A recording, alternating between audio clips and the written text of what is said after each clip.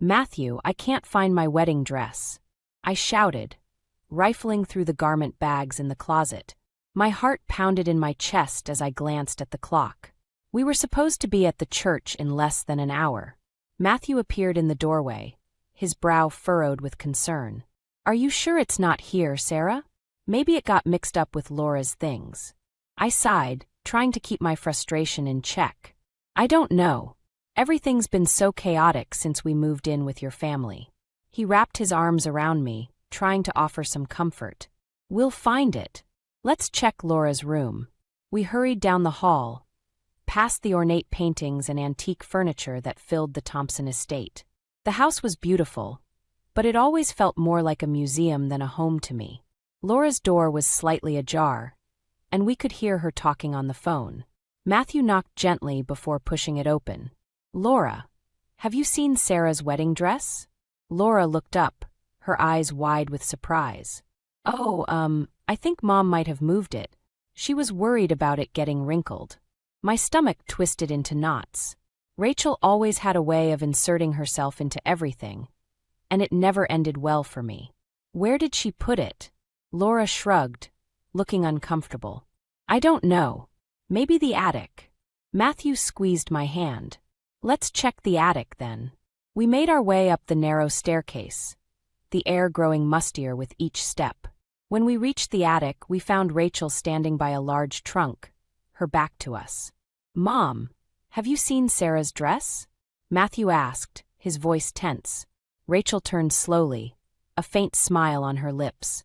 "Oh, there you are. I was just making sure everything was perfect for the big day." I forced a polite smile, though my patience was wearing thin. "Do you know where my dress is, Rachel?" She opened the trunk with a flourish. "Right here, dear. I thought it would be safer up here."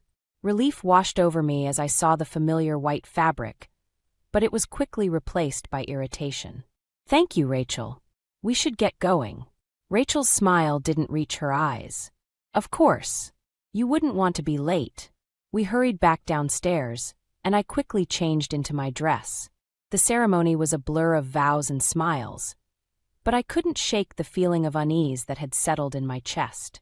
The reception was held at the Thompson estate, and as the evening wore on, I found myself cornered by Rachel. "Sarah, dear, I hope you understand that being part of this family comes with certain expectations." I nodded, trying to keep my expression neutral. "I understand." Rachel's gaze was piercing. "Good, because I won't tolerate anything less than perfection." Matthew joined us, sensing the tension. "Mom, can we have a moment alone?" Rachel's smile was tight. "Of course, Matthew. Just remember what I said, Sarah." As she walked away, Matthew took my hand. "I'm sorry about her. She means well, even if it doesn't always come across that way." I sighed, leaning my head against his shoulder. "I know. I just hope I can live up to her expectations." He kissed my forehead. "You will. We'll get through this together." As the night went on, I couldn't help but wonder if I had made a mistake.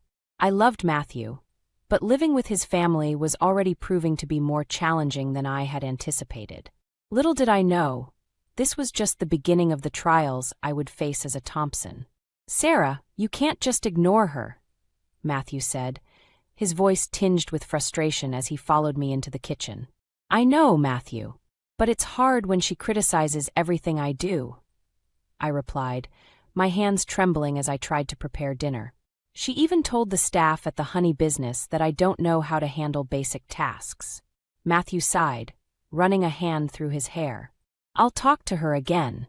She'll come around eventually." I wanted to believe him, but Rachel's disapproval seemed to be a permanent fixture in our lives.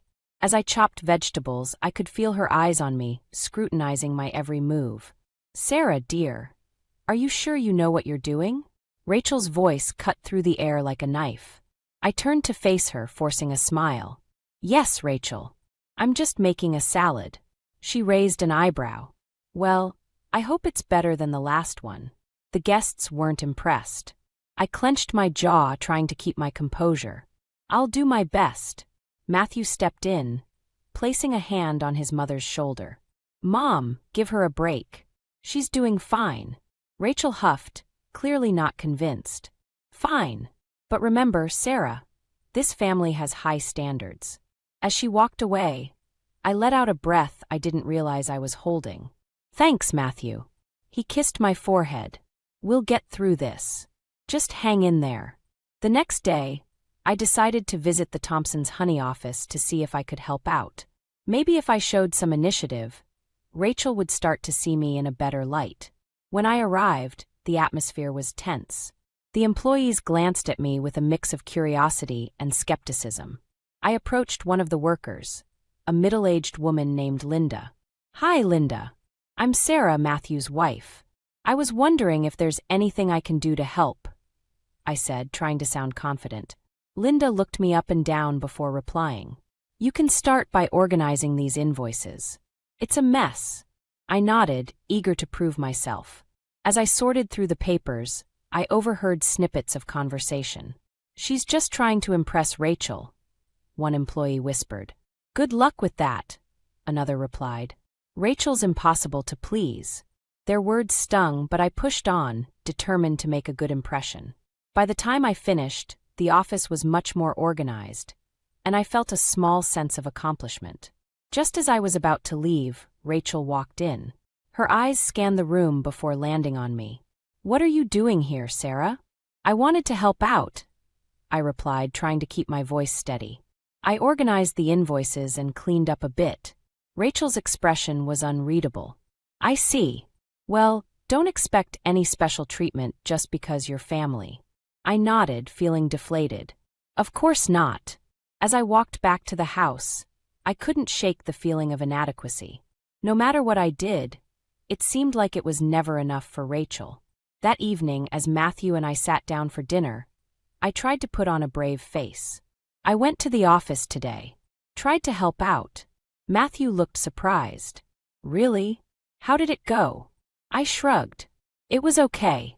I organized some things, but Rachel wasn't exactly thrilled. He frowned. I'm sorry, Sarah. I know it's tough, but she'll come around eventually. I wanted to believe him, but deep down, I wasn't so sure. As the days turned into weeks, Rachel's criticisms continued, and the strain began to take its toll on our marriage. One evening, as I was folding laundry, I felt a wave of dizziness wash over me. I sat down, trying to steady myself, but the feeling persisted. Matthew, I think something's wrong. I called out, my voice shaky. He rushed to my side, concern etched on his face. What's going on? I don't know. I just feel off, I replied, clutching my stomach. Matthew's eyes widened. We need to get you to a doctor. The next morning, we sat in the doctor's office, waiting for the results of my tests. My heart pounded in my chest, a mix of fear and anticipation. Finally, the doctor entered the room, a smile on her face. Congratulations, Sarah. You're pregnant. Tears of joy filled my eyes as I looked at Matthew. We're going to have a baby. He grinned, pulling me into a tight embrace. This is amazing news. But as we shared our happiness, a nagging thought lingered in the back of my mind. How would Rachel react to this news?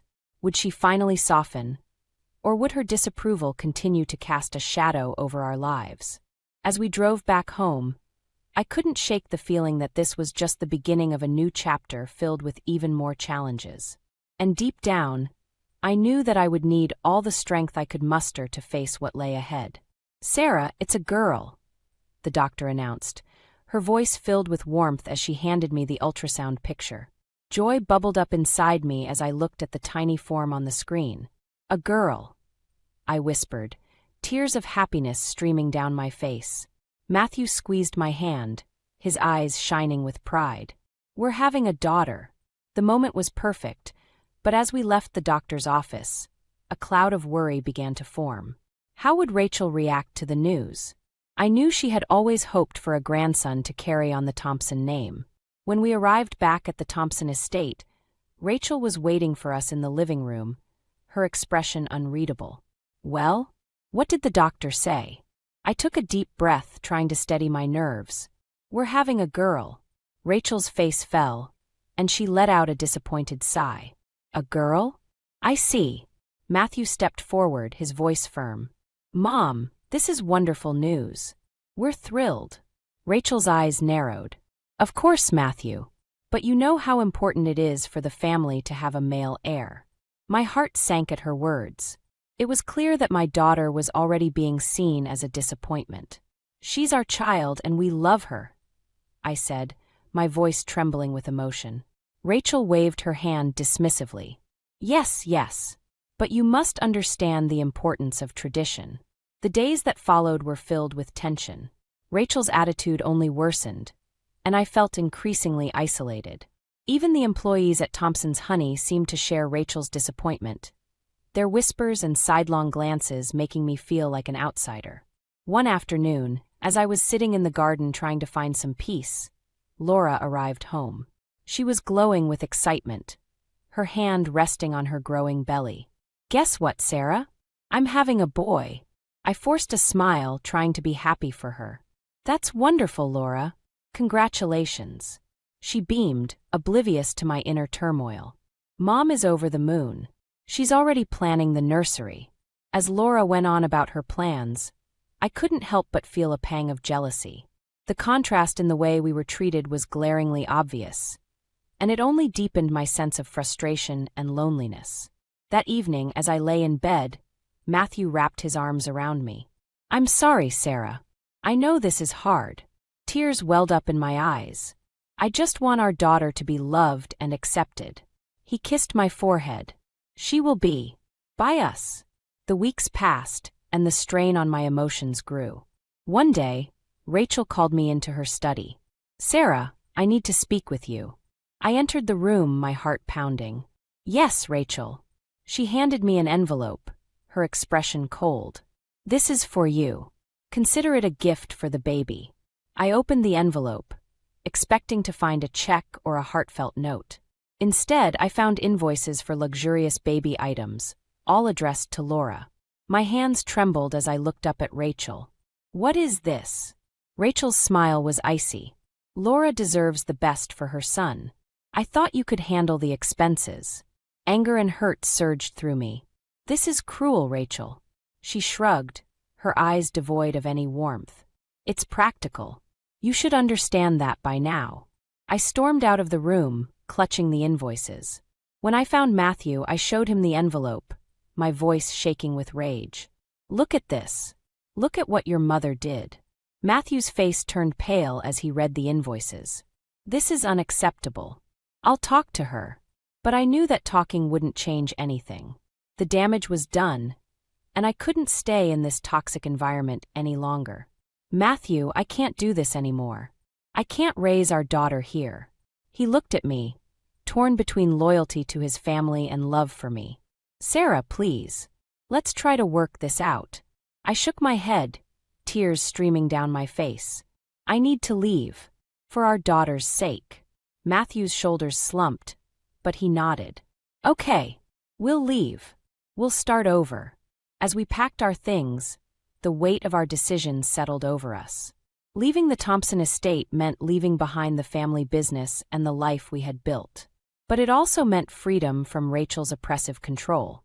When we finally walked out the door, our hearts were heavy with a mix of relief and sorrow. We were stepping into the unknown, but we were doing it together.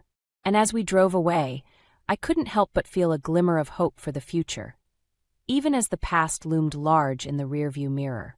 The apartment was small, but it was ours.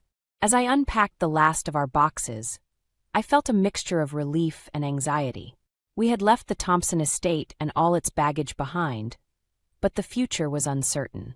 Matthew was in the kitchen, setting up the coffee maker. "How are you holding up?" he asked, glancing over at me. "I'm okay," I replied, though my voice wavered. "It's just a lot to take in." He walked over and wrapped his arms around me. "We'll get through this. We're a team." I nodded, leaning into his embrace. "I know. It's just, everything feels so up in the air." Just then my phone rang. It was my mother. "Hi, Mom." "Sarah, sweetheart, how are you?" Her voice was filled with concern. "We're managing. It's a big adjustment, but we're getting there. Why don't you come over for dinner tonight?" Your father and I would love to see you both. I smiled, feeling a sense of comfort. That sounds wonderful. We'll be there. As we drove to my parents' house, I felt a sense of peace wash over me. Being near them always made things better. When we arrived, my mother greeted us with open arms. Come in. Come in.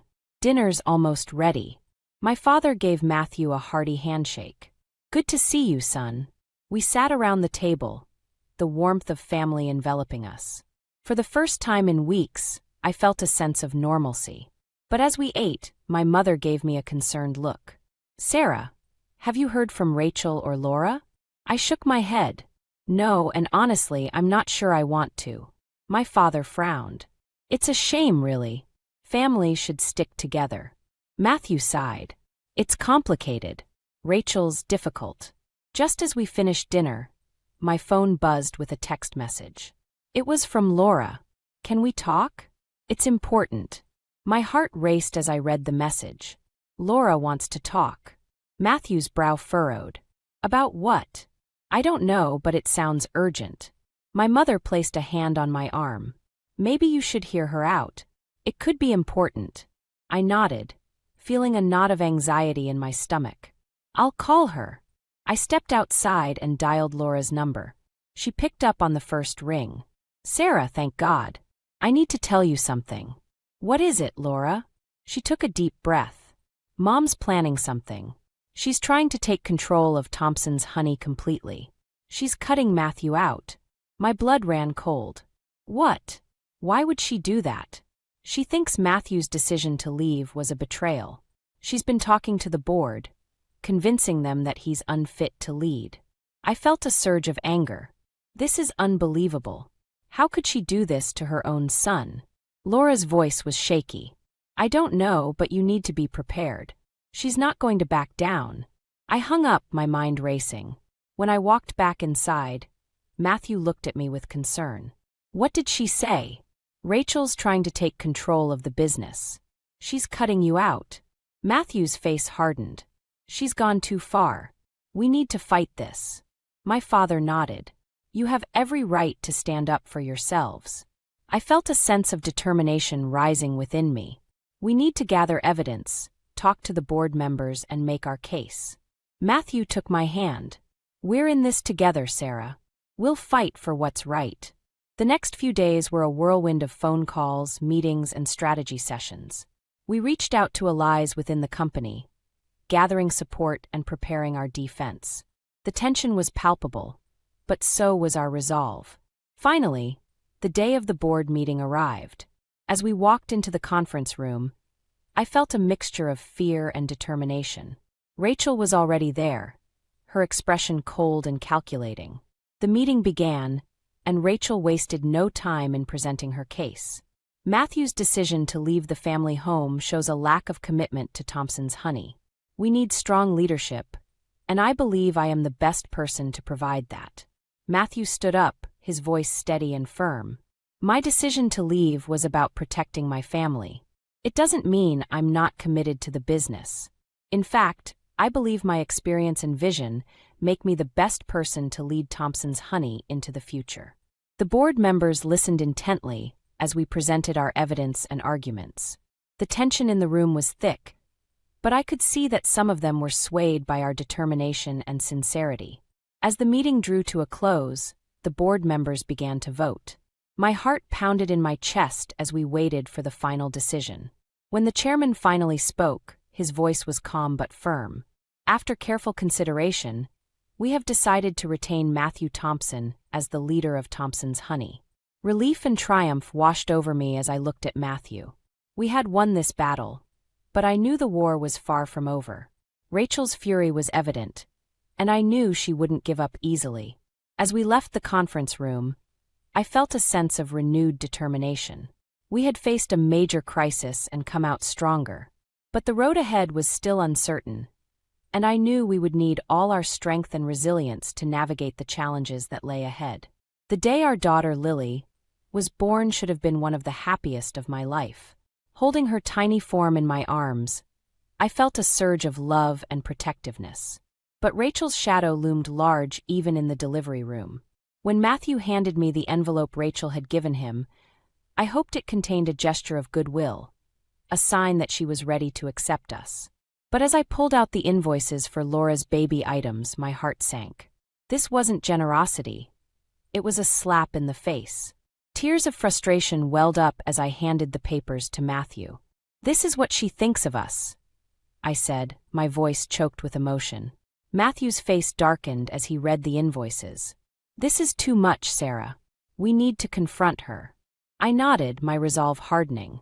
"Yes, but not here. Let's get home first." Back at our apartment, the reality of our situation hit me like a ton of bricks. We were on our own, with a newborn to care for and a mother-in-law determined to make our lives miserable. As I rocked Lily to sleep, I felt a surge of determination. We needed to take control of our lives. The next day, Matthew and I sat down to discuss our options. "We can't keep living like this," I said, my voice steady. "We need to find a way to support ourselves independently." Matthew nodded. "I agree. I've been thinking about starting our own honey business. We have the knowledge and the skills. We just need to find the resources." It was a daunting prospect, but the idea of building something together, free from Rachel's influence, gave me hope. "Let's do it," I said, feeling a spark of excitement. We spent the next few weeks researching, planning, and reaching out to potential investors. It was exhausting, but the vision of a future on our own terms kept us going. My parents were a constant source of support, offering advice and encouragement. One evening, as we were finalizing our business plan, Matthew received a call from Laura. "Matthew, you need to come to the house. Mom's not well."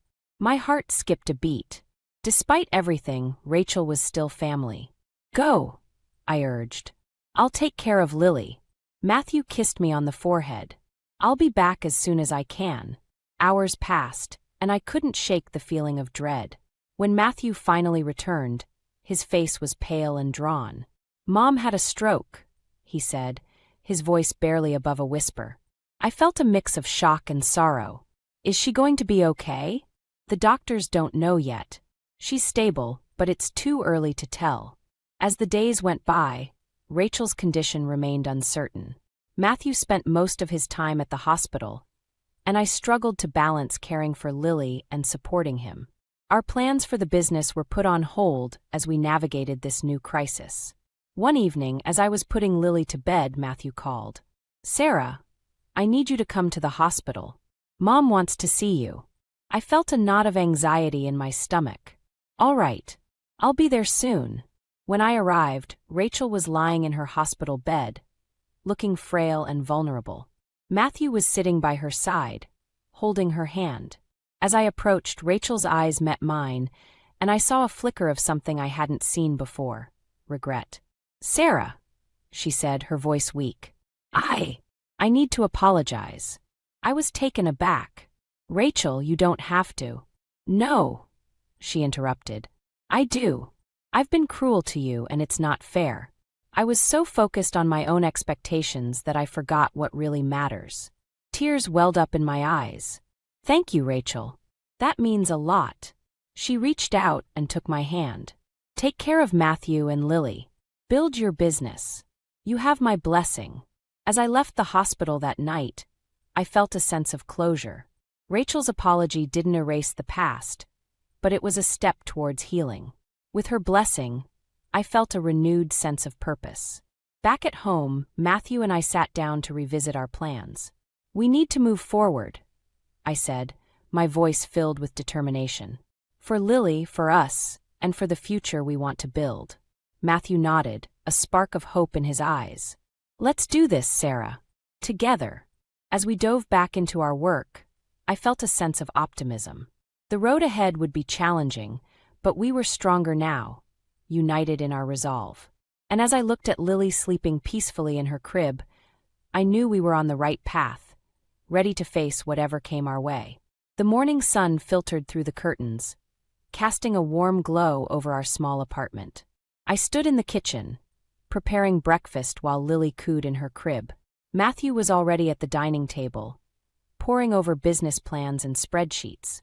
The scent of freshly brewed coffee filled the air, a small comfort amidst the chaos of our lives. "Sarah, can you check these numbers?"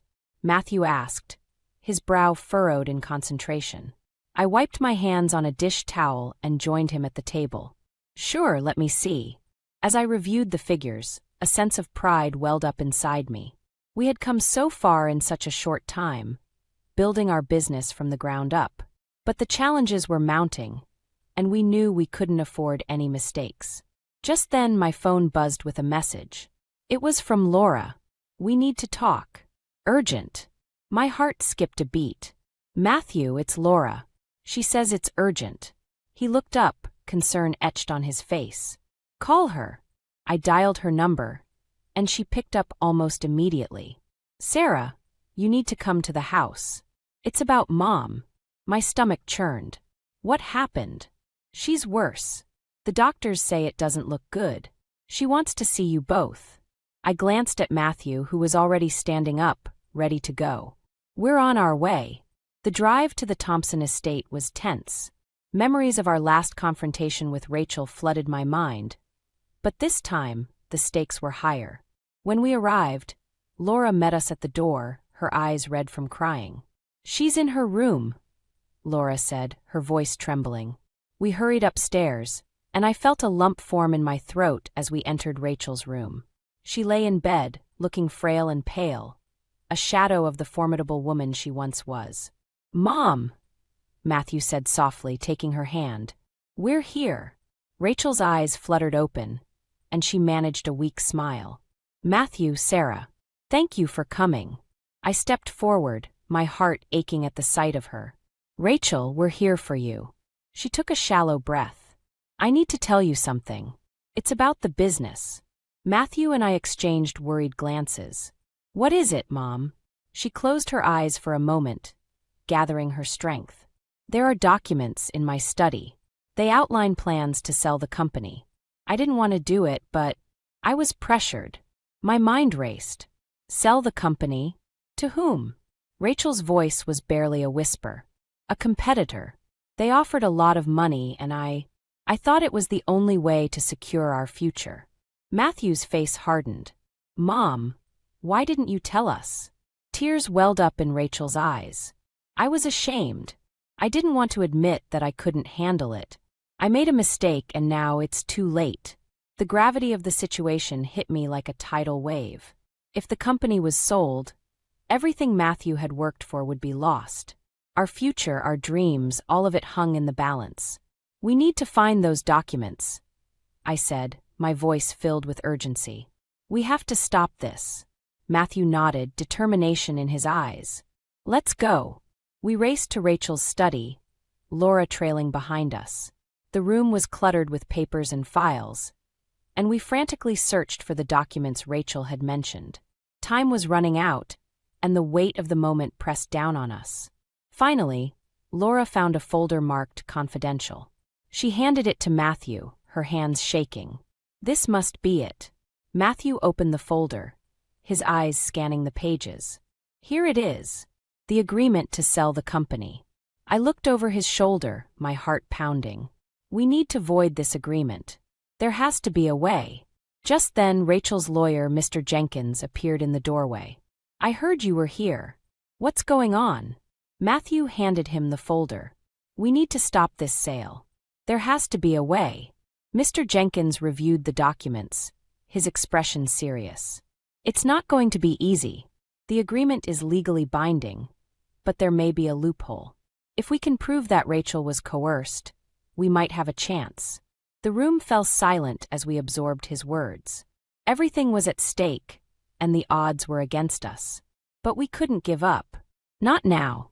We'll fight this," I said, my voice resolute. "We'll do whatever it takes."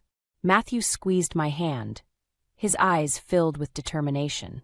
Together, as we left the study, the enormity of the challenge ahead weighed heavily on us. But we were united, driven by a fierce determination to protect our future. The road ahead would be treacherous, but we were ready to face it head-on. For our family, for our dreams, and for the life we were determined to build. The days following Rachel's revelation were a blur of frantic activity. Matthew and I threw ourselves into the fight to save Thompson's honey from being sold. We worked late into the night, combing through documents and gathering evidence to prove Rachel had been coerced. Our lawyer, Mr. Jenkins, became a frequent visitor to our apartment, guiding us through the legal maze. One evening, as we pored over the paperwork, Lily's cries pierced the air. I rushed to her crib, scooping her up and rocking her gently. "It's okay, sweetie. Mommy's here," I whispered, though my heart was heavy with worry. Matthew joined me, his eyes filled with concern. "Sarah, we need to take a break. This is too much." I shook my head, determined. "We can't afford to stop now. If we don't fight this, everything we've worked for will be gone." He sighed, running a hand through his hair. "I know, but we also need to take care of ourselves. And Lily." I looked down at our daughter, her tiny face peaceful now that she was in my arms. "You're right. Let's take a moment." We sat on the couch, Lily nestled between us.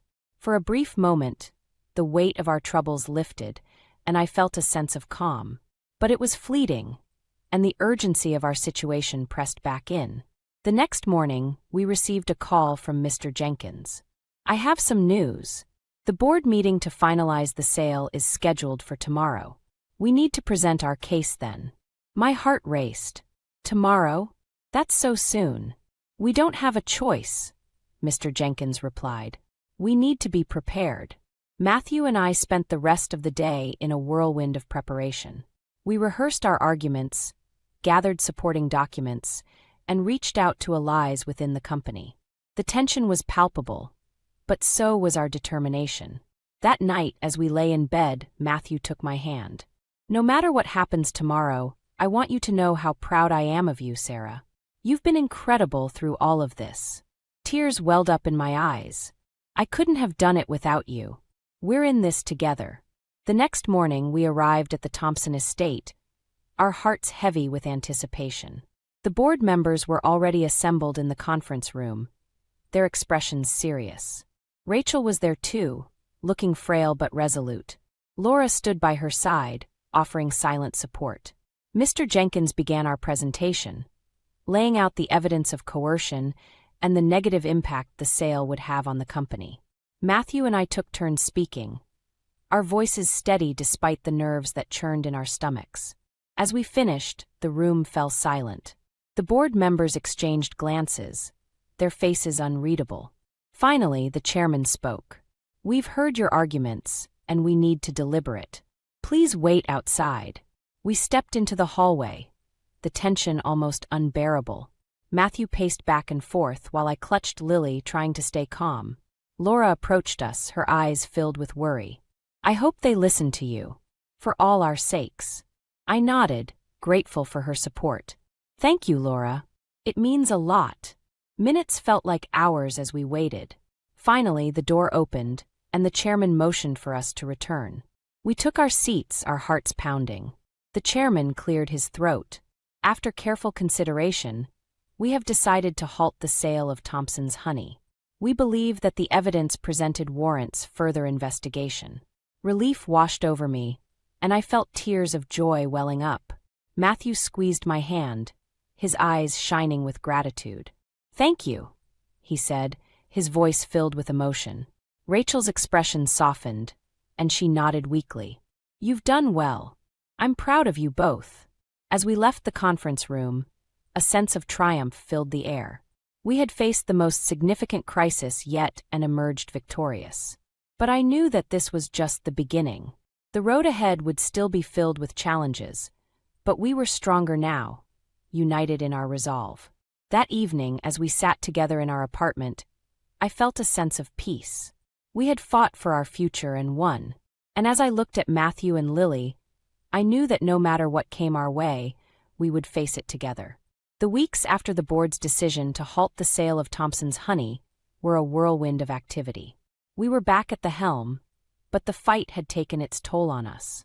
Rachel's health continued to decline, and Matthew and I juggled the demands of the business with caring for Lily and supporting Rachel. One evening, as I was putting Lily to bed, Matthew walked in, looking more exhausted than I'd ever seen him. "Sarah, we need to talk," he said, his voice heavy with emotion. I tucked Lily in and followed him to the living room. "What's on your mind?" Matthew took a deep breath. "Mom's condition is worsening. The doctors say she doesn't have much time left. She wants to see us both." I felt a lump form in my throat. Despite everything, Rachel was still family, and the thought of losing her was painful. "Of course. We'll go." When we arrived at the hospital, Laura met us in the hallway, her eyes red from crying. "She's been asking for you," she said, her voice trembling. We entered Rachel's room, and I was struck by how fragile she looked. Her eyes brightened when she saw us, and she managed a weak smile. "Matthew, Sarah, thank you for coming." Matthew took her hand, his voice choked with emotion. "We're here, Mom." Rachel looked at me, her eyes filled with a mixture of regret and gratitude. "Sarah, I want to apologize for everything. I was wrong, and I see that now. You've been a wonderful wife to Matthew and a loving mother to Lily." Tears welled up in my eyes. "Thank you, Rachel. That means a lot." She took a shallow breath. "I want you both to promise me something. Take care of each other, and take care of the business. It's your legacy now." Matthew nodded, tears streaming down his face. "We promise, Mom." Rachel's gaze softened, and she closed her eyes, a look of peace settling over her features. "Thank you. I love you both." As Rachel slipped away, I felt a profound sense of loss but also a sense of closure. We had faced our greatest challenges and come out stronger. Rachel's final words were a reminder of the importance of family and the legacy we were building. In the weeks that followed, we threw ourselves into the business, determined to honor Rachel's memory and build a future for our family. The support from our employees and the community was overwhelming, and our business began to thrive. One evening, as we sat in our living room, surrounded by the warmth of our home, Matthew took my hand. "Sarah, we've been through so much, and I couldn't have done it without you." I smiled, feeling a sense of pride and accomplishment. "We've done it together, and I know we can face whatever comes our way." As I looked at Lily playing on the floor, I felt a deep sense of gratitude. We had faced our darkest moments and emerged stronger, united in our love and determination. Our journey had been filled with challenges, but it had also been a journey of growth and resilience. Months later, we held a grand opening for our new honey production facility. The turnout was incredible, and the support from the community was heartwarming. As I stood beside Matthew, watching the ribbon being cut, I felt a sense of fulfillment and hope for the future. My parents were there, beaming with pride, and even Laura had come to show her support. It was a moment of triumph, a testament to our hard work and perseverance. As the sun set on that unforgettable day, I took a moment to reflect on our journey. We had faced adversity, but we had also found strength in each other. Our story was one of resilience, love, and hope, a story that would inspire others to believe in the power of family and the importance of never giving up. As we stood together, looking out at the future we had built, I knew that no matter what challenges lay ahead, we would face them together, stronger and more united than ever. And in that moment, I felt a deep sense of peace, knowing that we had found our place, our purpose, and our legacy.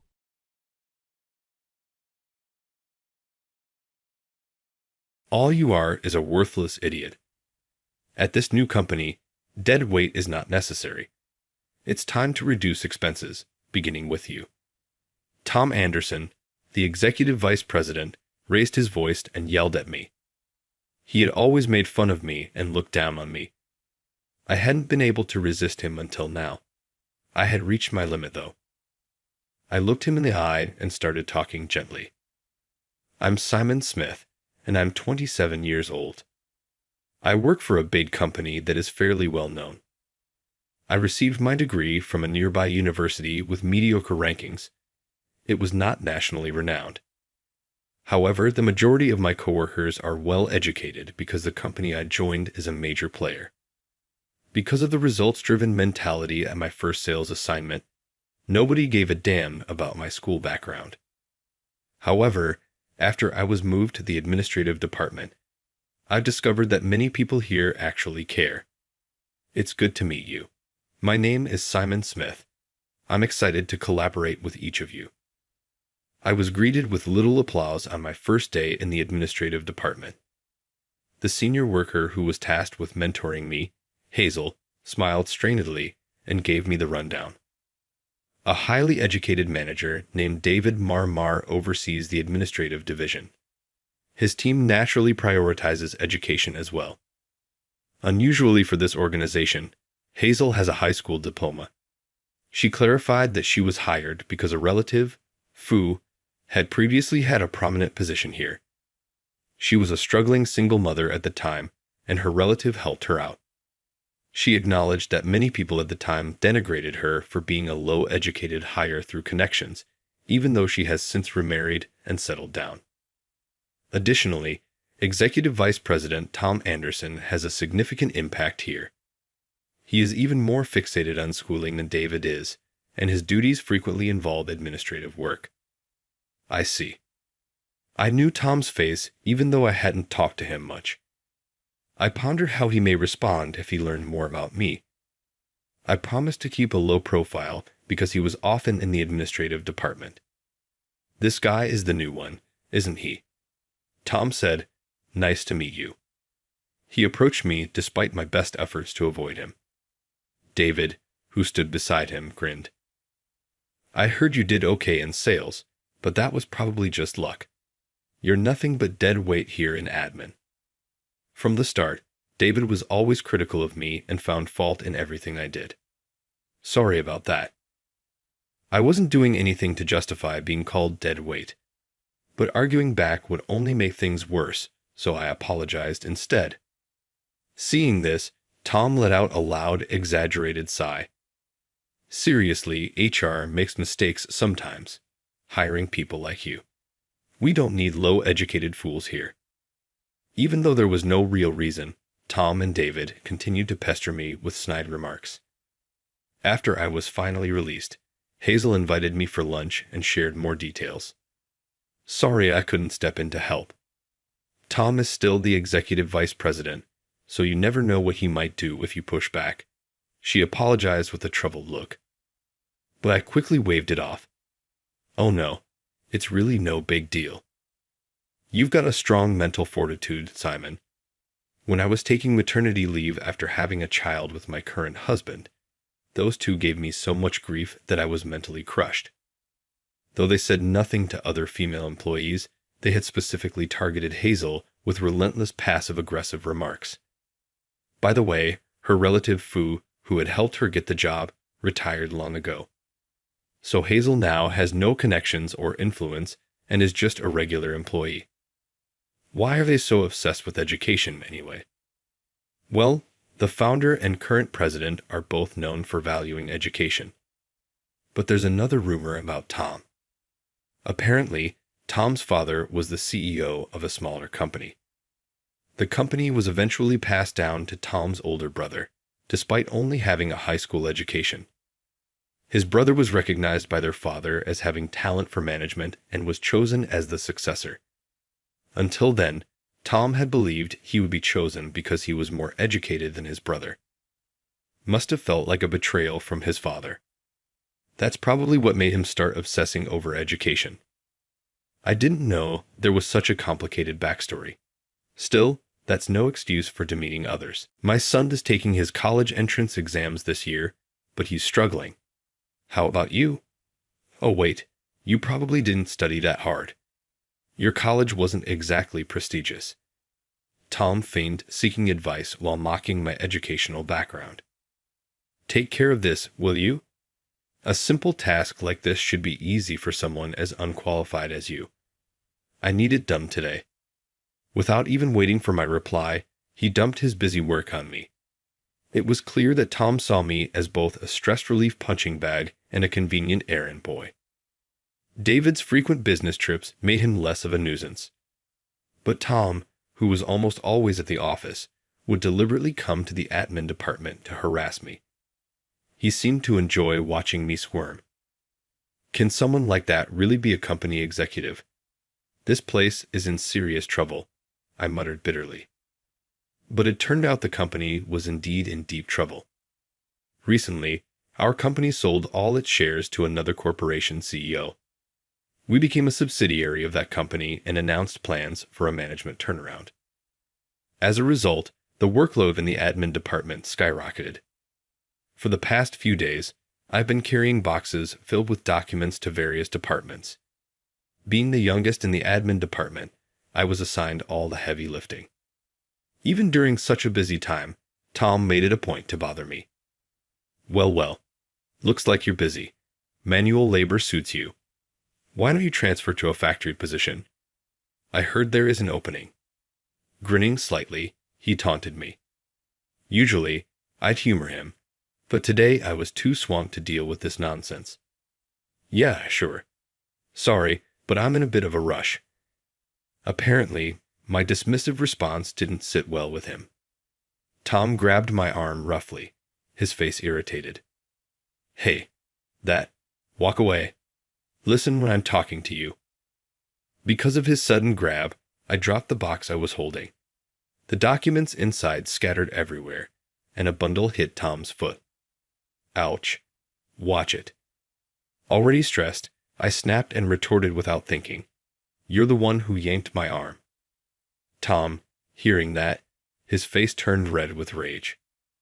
Are you blaming me? Because of your mistake, I got hurt. Hurt? You've got to be kidding. I couldn't help but show my exasperation. Seeing my reaction only made him angrier. Employees passing by stared at the commotion, their eyes wide with curiosity. No apology. Typical of a lowlife like you. Useless deadweight like you has no place in this new company. We're cutting costs. You're fired. Getting this mad over something so trivial? He's like a child, I thought. I couldn't believe I'd been taking orders from someone like him all this time. Suddenly, everything seemed ridiculous, and I found myself saying, well, isn't that a coincidence? I couldn't agree more. What? It'll soon become clear who's the real dead weight in this company. Ignoring his loud complaints, I quickly picked up the scattered documents. Tom kept pestering me, but I shot him a glare and said, if you're going to fire me, go ahead. I'm busy, so excuse me. With a firm tone, I walked away. Even Tom seemed taken aback, standing there stunned as he watched me leave. The next day, both Tom and I were present at a board meeting. Tom was in his usual seat while I stood beside the newly appointed shareholder and CEO of a major corporation, Billy Smith. Tom, the current president, and other board members stared at me, their expressions demanding to know why I was there. Then CEO Billy spoke. Let's begin the board meeting. I imagine some of you are curious, so let me clarify. This gentleman here is assisting me. Let's proceed with the meeting. I gave a polite nod and smiled at the board members. While some looked unsatisfied, their faces changed to shock at Billy's next words. Well, I'd like to start the meeting, but first, all board members are fired. Effective immediately. What? Tom was the first to exclaim in disbelief. Other board members looked confused or stood in stunned silence. Sir, what are you saying? Billy fixed Tom with a stern gaze. This company is plagued by elitism. My company has no room for such a mindset. In fact, we've received numerous complaints from employees about it. He placed a thick stack of documents on the table. These are all complaints from the staff. While the founder and current president may have fostered this culture, that doesn't excuse making employees miserable. His sharp words made the current president, Tom, and other board members who had targeted employees with elitist attitudes avert their eyes. Billy then turned to me and gave a small nod. I nodded back at him, at my father. Yes, Billy Smith is my father. He's the CEO of one of the top companies in the country. To prepare as his successor, I had joined a different company to gain experience.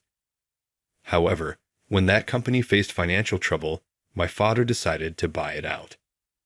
Our family's corporation boasts industry-leading production capacity with numerous factories nationwide, and my father had long aimed to bring this company under its umbrella.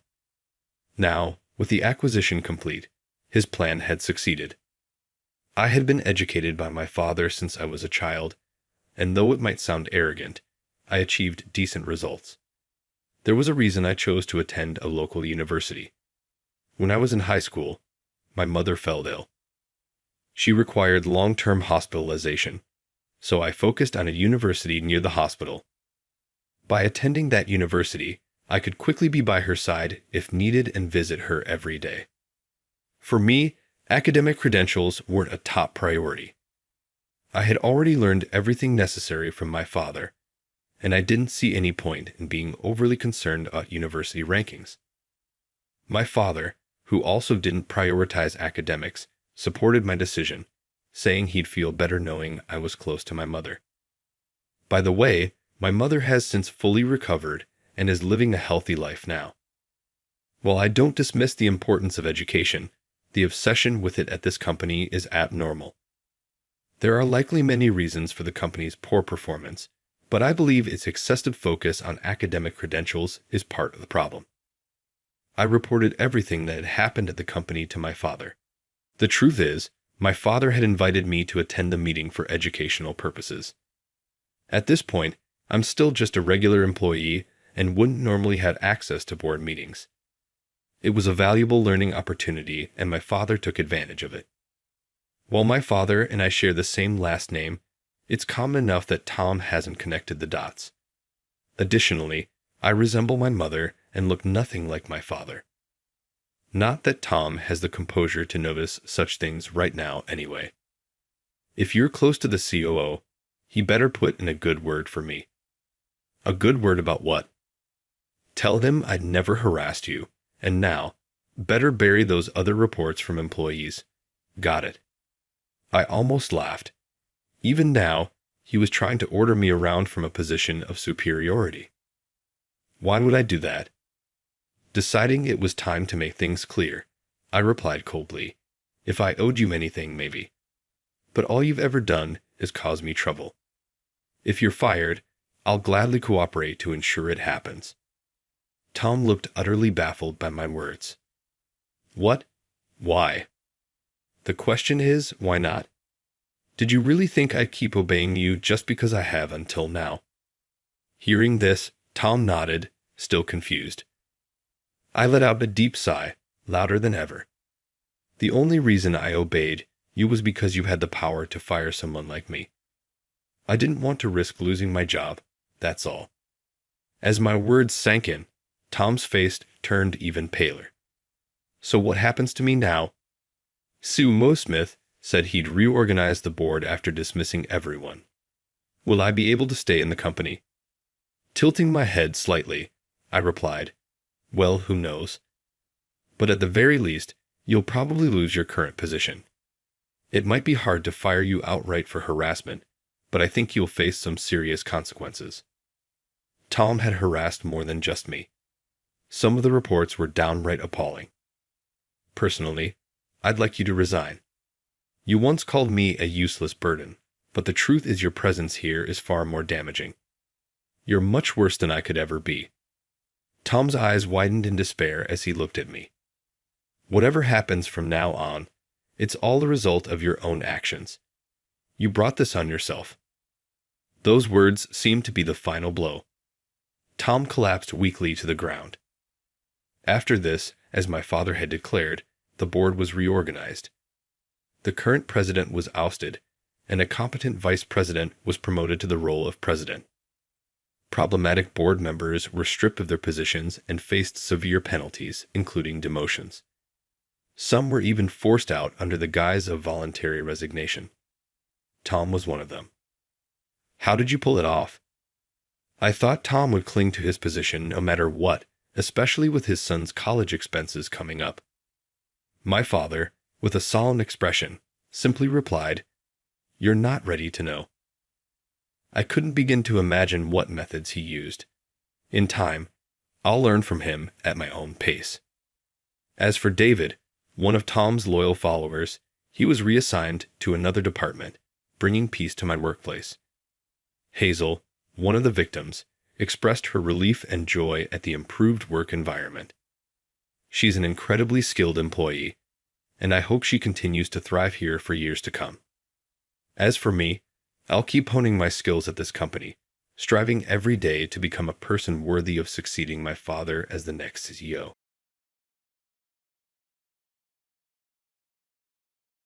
Mia stared at me while I thought about it for a while. I turned to face her after noticing her gaze, and she grinned and said, "You're kind, aren't you? Okay, let's reward you for being such a nice person, Alex."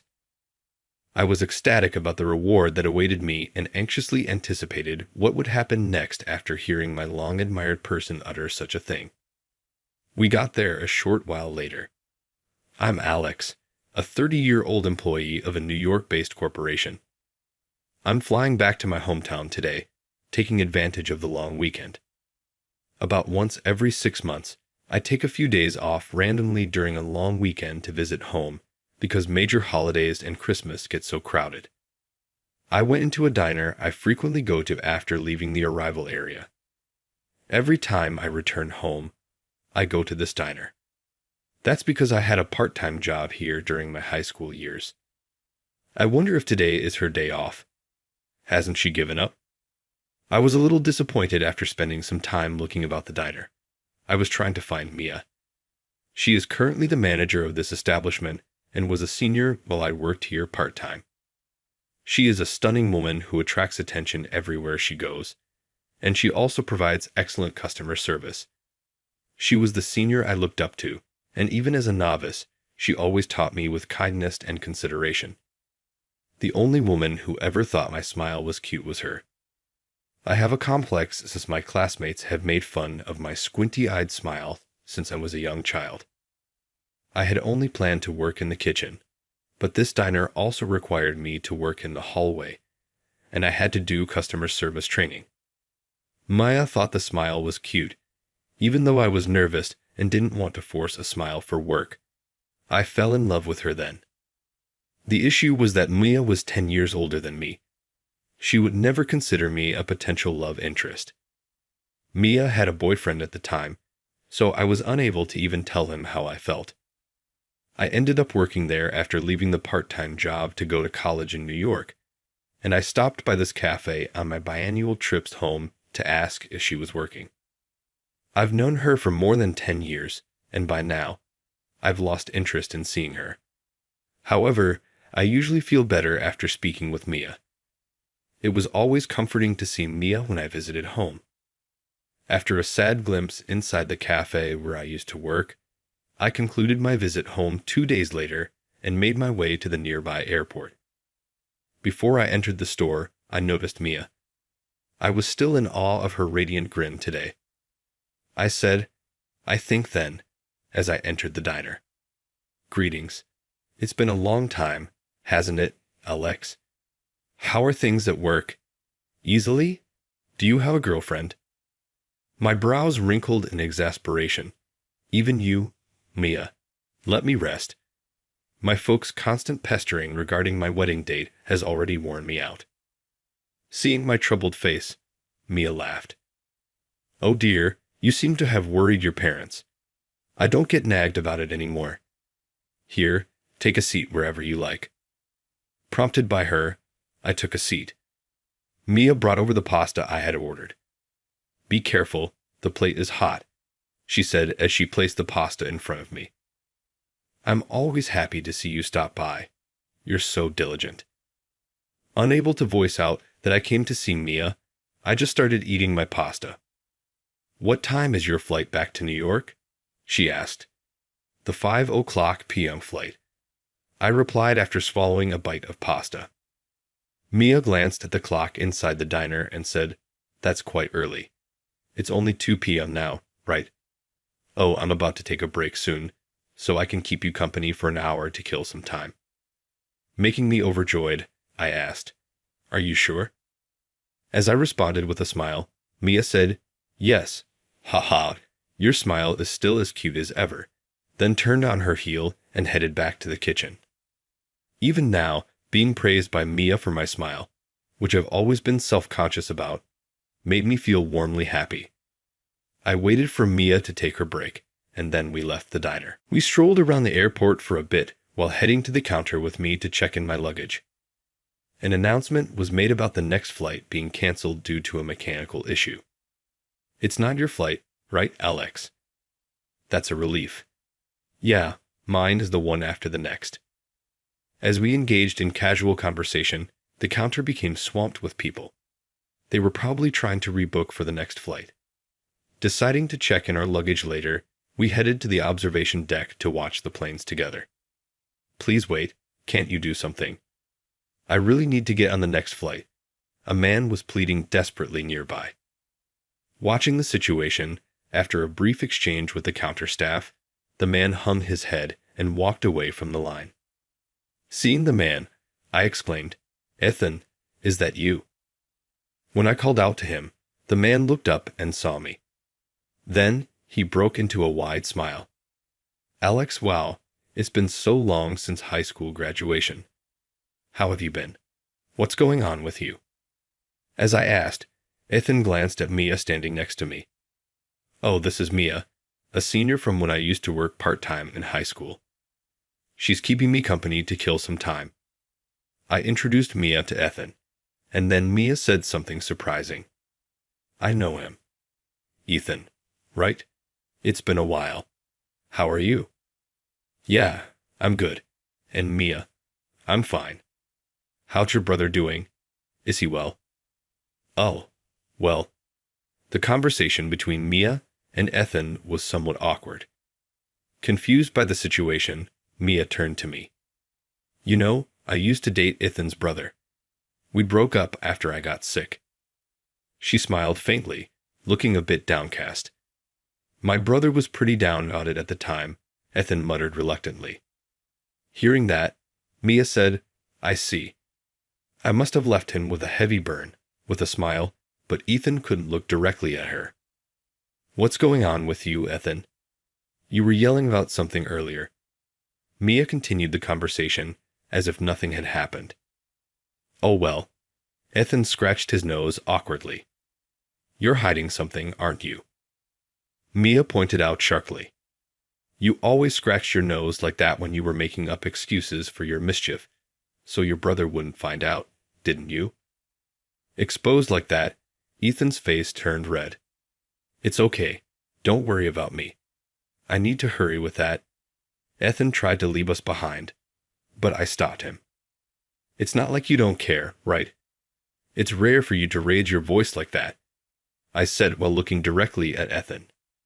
He hung his head. "My wife, she's pregnant right now." At his words, Mia smiled gently. "Ethan is so kind." Faced with this response, Ethan looked embarrassed. I was clueless and just silently watched the two of them. "You know, I broke up with Ethan's older brother because my illness left me unable to have children." I guess Ethan is being considerate and avoiding a topic of pregnancy around me. I was shocked by this huge revelation, and Ethan nodded. Maya looked at Ethan with a serious, almost angry gaze. "You don't have to be considerate towards me. What happened? Is something wrong with your wife?"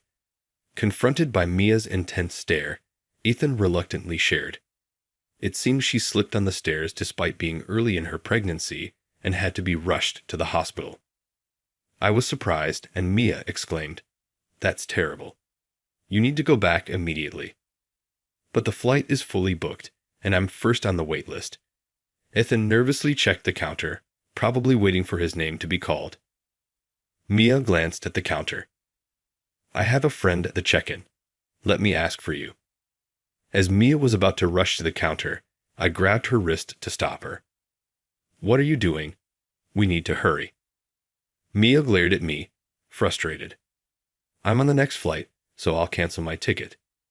Then Ethan, being first on the wait list, will definitely get my seat." At my words, both Mia and Ethan's eyes widened. "That's really kind of you, but it would be troublesome for you." Ethan hesitated, which I found amusing. "I've taken the day off work tomorrow. I was just planning to return to New York a day early with some leeway, so don't worry about it. Use this," I said, offering the ticket. Ethan grabbed my hand. I'm deeply grateful. He firmly grasped my hand, his own shaking slightly. I will definitely repay this favor. I've been in your debt since high school, he said. Characteristically, indeed, we'd helped each other out back then, lending notebooks and copying homework. I smiled quietly at the memory, though I was worried about the ticket exchange. Mia spoke to her friend at the check-in, and the process concluded smoothly. I rebooked my flight for the next day's noon. Relieved, Ethan said he needed to go to the bathroom and ran off in search of one. As I watched Ethan head towards the bathroom, I pondered what to do until tomorrow. When Mia looked at me intently, I noticed her gaze and looked back at Mia, who smiled and said, "You're really kind." I thought giving up my ticket to Ethan was worth it, but then Mia added, "All right, for such a kind Alex, I'll give you a reward." I was thrilled, wondering what the reward would be. "I'll treat you to dinner tonight at my favorite restaurant," she said. I was over the moon, feeling as if my airplane ticket had turned into a date. "I still have 3 hours of work, but if you don't mind waiting, will you wait for me?" I nodded vigorously. I can wait for hours. I love airports.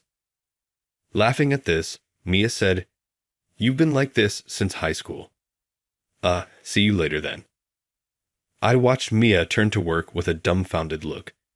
Since Ethan had some time until this 5:00 p.m. boarding, I was idly watching the planes take off and land on the deck with him. But Ethan would frequently step away to make phone calls. It seemed like he was talking to family members or someone from the hospital. When alone, I couldn't help but think about Mia. Though I didn't hear the details, the thought of not being able to have children lingered in my mind. Mia loves kids, and her smile always grows even wider when children come to the diner. She happily brings out children's dishes and chairs and chats with them. While I was thinking about this, Ethan sat down next to me after finishing his call. "Is your wife okay?" I asked Ethan, who looked downcast. "They're examining her in detail right now, so I'm not sure." As someone who's not married, I had no more words to offer, so Ethan and I silently sipped coffee on the deck. After a moment of silence, Ethan looked at me tentatively. Then he asked, "Hey, do you like Mia?" This made me choke. "What? What are you talking about?" Ignoring my coughing, Ethan continued, "Well, you seem to have a good vibe going. I noticed you were quite smitten." I started to panic, wondering if my feelings were that obvious. Seeing my reaction, Ethan laughed. "If you do like Mia, I thought I might have some good advice for you." I was annoyed by Ethan's teasing, but then he said, "If you don't like her, this information would only be a bother to you, so I won't say anything." I admitted, "Well, I'm not seriously in love, but I've always admired her." Ethan laughed again. "Mia is beautiful and kind. I get why you'd fall for her," he said, making my face heat up. "So what is it, this good news you're talking about?" I urged him on, trying to hide my embarrassment. Ethan chuckled. "You worked at that place in high school, right? Mia often talked about you. You said you were conscientious and thoughtful, not like a typical high school student. She said your smile was cute, even though your eyes squint and you make a funny face when you laugh." Her unnecessary remark dampened my spirits. "She talked about you so much that my brother got jealous." "You might have a chance," he said, making my face turn red, even in front of Ethan. After that, I thanked Ethan multiple times as I saw him off to the boarding gate. I stood alone on the deck again, thinking about Mia. She had been talking about me when I wasn't around, and she had been praising me. I had always thought Mia complimented my smile just to boost my confidence, not because she really meant it. But to think she said such things about me even when I wasn't there. I was so moved I almost cried. I didn't know that someone genuinely liked my smile, which I've always been self-conscious about, and that someone was Mia, whom I've admired for so long. As I was blushing at the thought of Mia, the real Mia appeared in front of me, saying, "Sorry to keep you waiting." I panicked. We left the airport, and headed to the employees' parking lot. We drove to Mia's favorite restaurant in her cute light blue compact car. It was a small Italian place, and the arrabbiata was superb. But I heard that women on a date with someone there interested in avoiding ordering anything with garlic. Perhaps I'm not considered a romantic interest. The conversation was tense at first, but soon flowed freely. We talked for about an hour at the restaurant. I wanted to spend more time together, but without being lovers, there was no reason to keep her late into the night. "Is it okay to drop you off at your parents' house?" she asked, and I shook my head. When I left home, my mother had already cleaned my room. I thought it'd be bad to extend my stay, so I booked a hotel. There were no single rooms left, so it's a twin. I explained having booked the hotel while waiting for Mia. When I told her the name of the hotel, Mia grinned. "A room for two, huh?" As I was admiring her beautiful smile, she said, "It must be lonely in such a big room by yourself." I chuckled. "I'll enjoy the spacious room all by myself."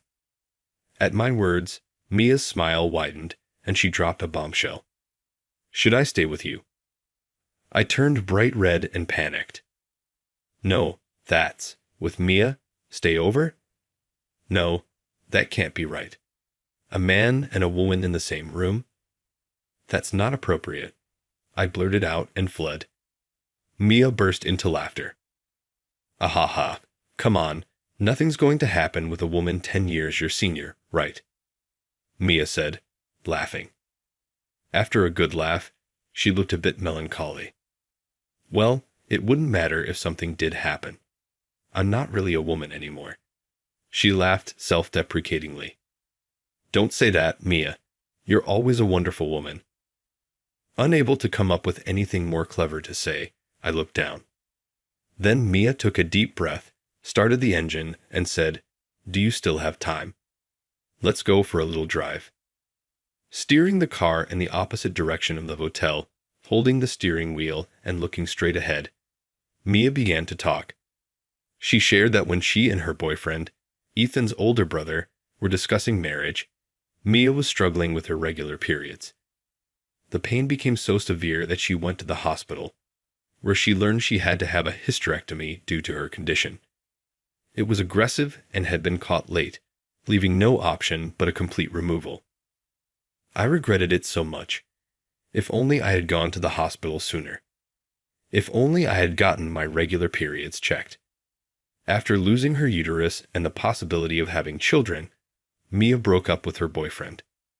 He said it was okay not to have children, but Mia's guilt kept growing. This guilt sometimes turned into irritation, which she took out on him, leading to an increasingly strained relationship and eventually to their breakup. When we decided to break up, I was so sad, but a big part of me was relieved. Now he could have his own children with someone else. Mia said with a slight smile, still looking ahead. I had to throw myself into work. Just then, the manager was quitting, and I applied for the position. By dedicating herself to her job, she avoided relationships with men. Mia shared all this with me. Thanks to that, every time I came home, I could see Mia. Mia smiled at my words, and then we arrived at our destination. It was a hill overlooking the town, offering a beautiful view of the night lights. There was a space to park the car with a clear view of the town below. "It's beautiful," I murmured, and Mia looked pleased. "It can't compare to New York's night view, but I love it here. When I'm feeling down, I come here to watch the night sky." Mia's face, illuminated by the night lights and the moon, looked incredibly mystical and beautiful. As I looked at her, my mouth moved on its own. "I like you," I confessed to Mia in just one sentence. Mia looked surprised for a moment, but then laughed. "What brought this on all of a sudden?" "Oh, do you mean you like the night view?" Did I misunderstand? Even in the moonlight, I could see her blushing as she laughed. I remembered my conversation with Ethan. There might be a chance. If I don't say it now, I might never get another chance. I gathered my courage. "No, I mean I've liked you, Mia, for a long, long time, and I still do." I made sure Mia had no way to avoid my gaze, telling her seriously. Mia realized my confession was sincere, stopped laughing, and looked at me sternly. Do you pity me? I don't need your sympathy. Her voice contained a slight anger, and I shrank back, but I said, It's not pity or anything like that. I've liked you since high school. I know I'm 10 years younger and probably not considered a romantic prospect, but could you start considering me as one now, Maya? Then Mia looked at me with a pitying expression. Alex, you're still 30, right? No, it's not right, I said. Don't waste your time on an old lady like me. Marry a cute girl, have children, and show me their faces. I can't have my own kids, but I still love them, so I want to see your kids. Mia said this and turned away as if fleeing from my earnest gaze. I moved in front of Mia and placed my hands on her shoulders. No, I want you, Mia. It has to be you. I haven't been able to forget you for over 10 years. Otherwise, I wouldn't visit your shop every time I come home. That would be creepy, right? I'm sorry it's creepy, but you've always been my aspiration and the person I love. Every 6 months, when I see you, my feelings reignite. I've tried to forget. I've had moments where I felt good with someone else, but it never works. I've always. I paused for a moment, then turned to Mia and gave her the biggest smile I could muster. I've always been really self-conscious about this smile of mine. I hardly ever smile now, but you said my smile was cute. I can smile in front of you. I can only smile in front of you, Mia. When you said my smile was cute, you meant it, right? Tears welled up in Mia's eyes. She nodded silently. I can't forget you, the one who raised my complex. You're the only one who calls me cute. As long as I have you, that's all I need.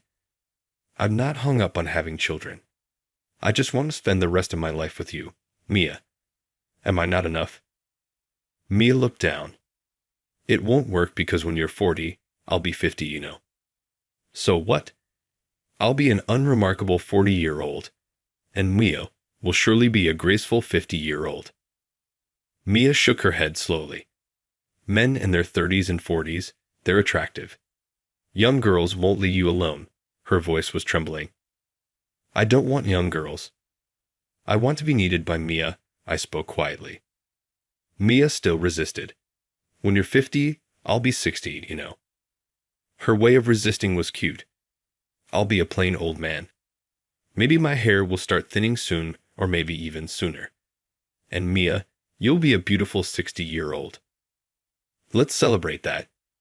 At the mention of my thinning hair, I sensed Mia trying to suppress a laugh. When you're 60, I cut off Mia's words. Are we still going on about this, Mia? Even at 70 or 80, with white hair, you'll be gentle and beautiful. I might be a hunched-over old man with poor posture. No matter how many years pass, I can never catch up to you or become older than you. I'll always be 10 years younger, but I'll strive to be a man Mia can rely on. So please, walk through life with me. After I said this, Mia looked up, her eyes slightly moist. Are you really okay with not having children? With not having your own kids? That's unfair to you and your parents, she pleaded, tears streaming down her face. My parents would be over the moon if I brought home a beauty like Mia. They'd say, well done. At that, Mia seemed to give in, looking upwards. I guess there's no helping it. Well, I'll go out with you until the real love of your life appears, okay? Her words seemed like a shy cover-up, so I hugged Mia tightly. Looking down at the night view below, I felt as if they were blessing us. Just then, my phone rang. It was Ethan calling with happy tears to report that both mother and child were safe. Mia and I both sat down, relieved. I made it work with Mia too. When I reported this to Ethan, he let out a loud cheer. Then I could hear someone scolding him in the background. It was probably his wife.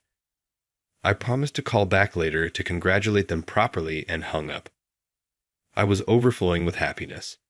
Soon after, I quit my job in New York and transferred to a factory that was being newly established in my hometown. Mia, who had been sure that our long-distance relationship would continue, was surprised by my swift action. I wanted to show my commitment. Then, I handed Mia a brochure. It was from an organization supporting adoption. Mia, who had never considered adoption, was taken aback. "I really like seeing you with children, so I thought this could be an option for us," I said. After saying this, Mia sniffled a little. "You see, like it says in this brochure, there's an age limit to becoming parents minus 42 years old. Mia, hurry up and marry me. We'll run out of time." As I continued, Mia protested. "Wait a minute. Oh, I see what you're doing. Rushing me so I don't have time to think. You're good at this." Despite her grumbling, her eyes were smiling. I can still vividly recall that scene. Mia kept asking, "Are you sure I'm the one you want?" Each time, I assured her that she was. A year later, Mia finally said, "I can't do it anymore. I can't imagine a life without you," and decided to marry me. Now, our adopted daughter is turning 2. Mia strokes our daughter's head as she naps and looks at her with such tenderness. "I'm so happy right now," Mia says, her face radiating with loving kindness. "Thank you for not giving up on me, Alex," she says with a smile as I chuckle bashfully. Mia starts to share something. "I was actually considering switching jobs, not just at the diner, but then I realized I wouldn't see you whenever you came back home. So I stayed there." Whispering so as not to wake our daughter, Mia shares this, and I blush deeply. "Why didn't you tell me something so nice sooner?" I protest. Mia responds, "I thought you wouldn't give up on me if I said that." "I wouldn't have given up anyway," I say with a laugh, and Mia laughs too. I truly love Mia, who is always charming and beautiful, and can say such delightful things out of the blue. I know she recently bought a beauty device secretly, thinking I wouldn't find out. I don't care about age. I'll always love Mia. I want us to create many laugh lines together, living modestly with our adorable daughter. Looking at our daughter's peaceful sleeping face, Mia and I shared a laugh.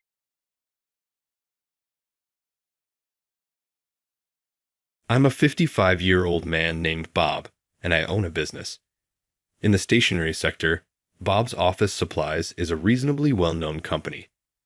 I have been employed by this company from dawn until dusk. I even gave up time with my family at times.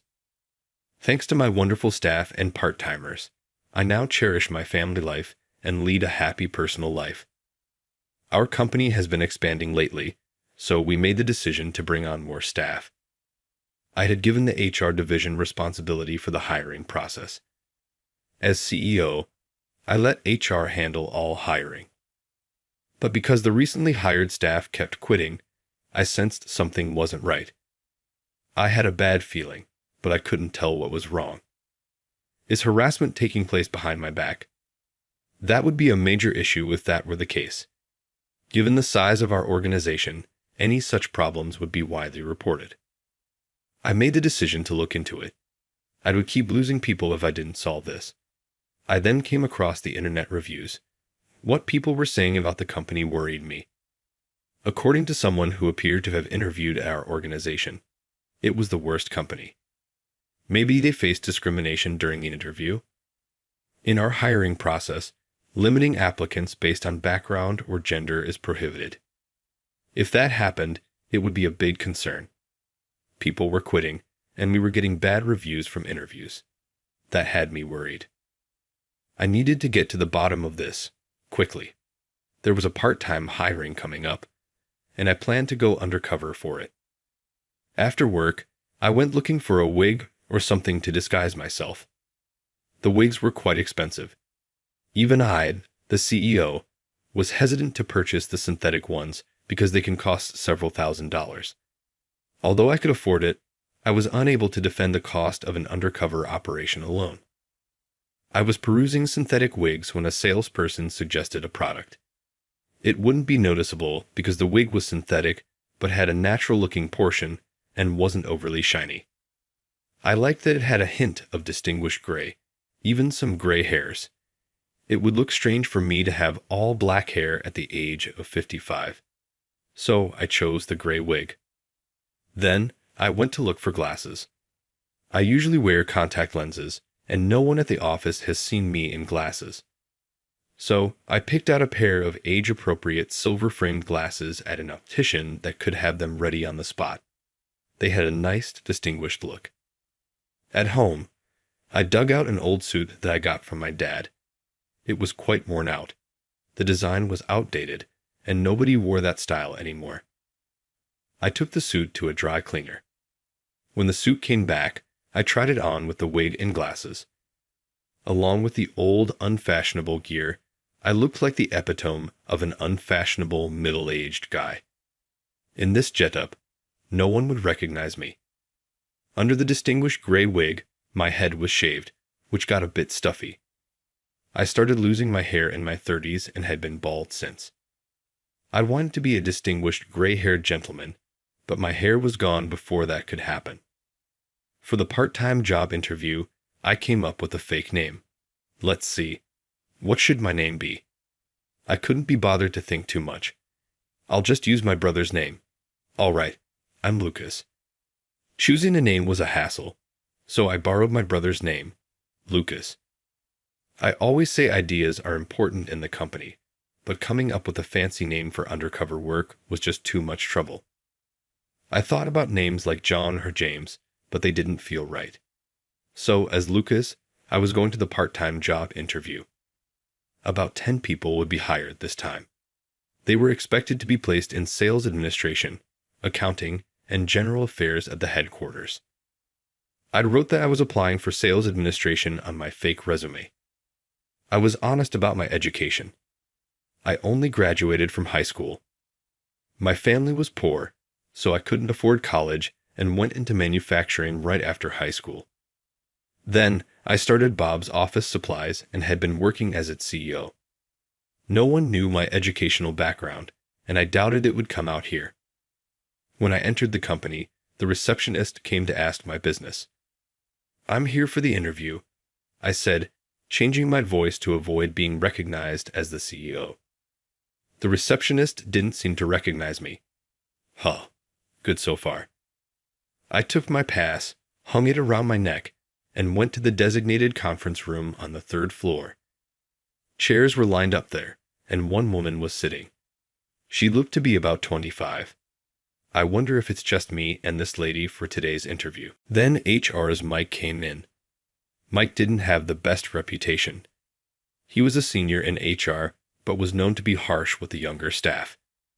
It wasn't bad enough to be considered harassment, so I couldn't really reprimand him. I had once warned him, "Don't be too intimidating." I didn't do anything like that. He had insisted, sticking to his guns. If he hadn't done anything, I couldn't punish him, so I hadn't been able to warn him again since. But it would be a big problem if Mike was being arrogant during interviews. I couldn't imagine he would do that. Then again, it might be possible. After all, the people coming in for interviews were trashing us in the reviews. I started to feel more nervous, noticing my hands were sweaty. The woman next to me looked pale. Perhaps she was nervous too. I began to worry more about her. Mike told us to come in, so the woman and I entered the conference room. "Please, have a seat." "Thank you." Mike said that, so we sat down. The woman was fidgety and seemed restless.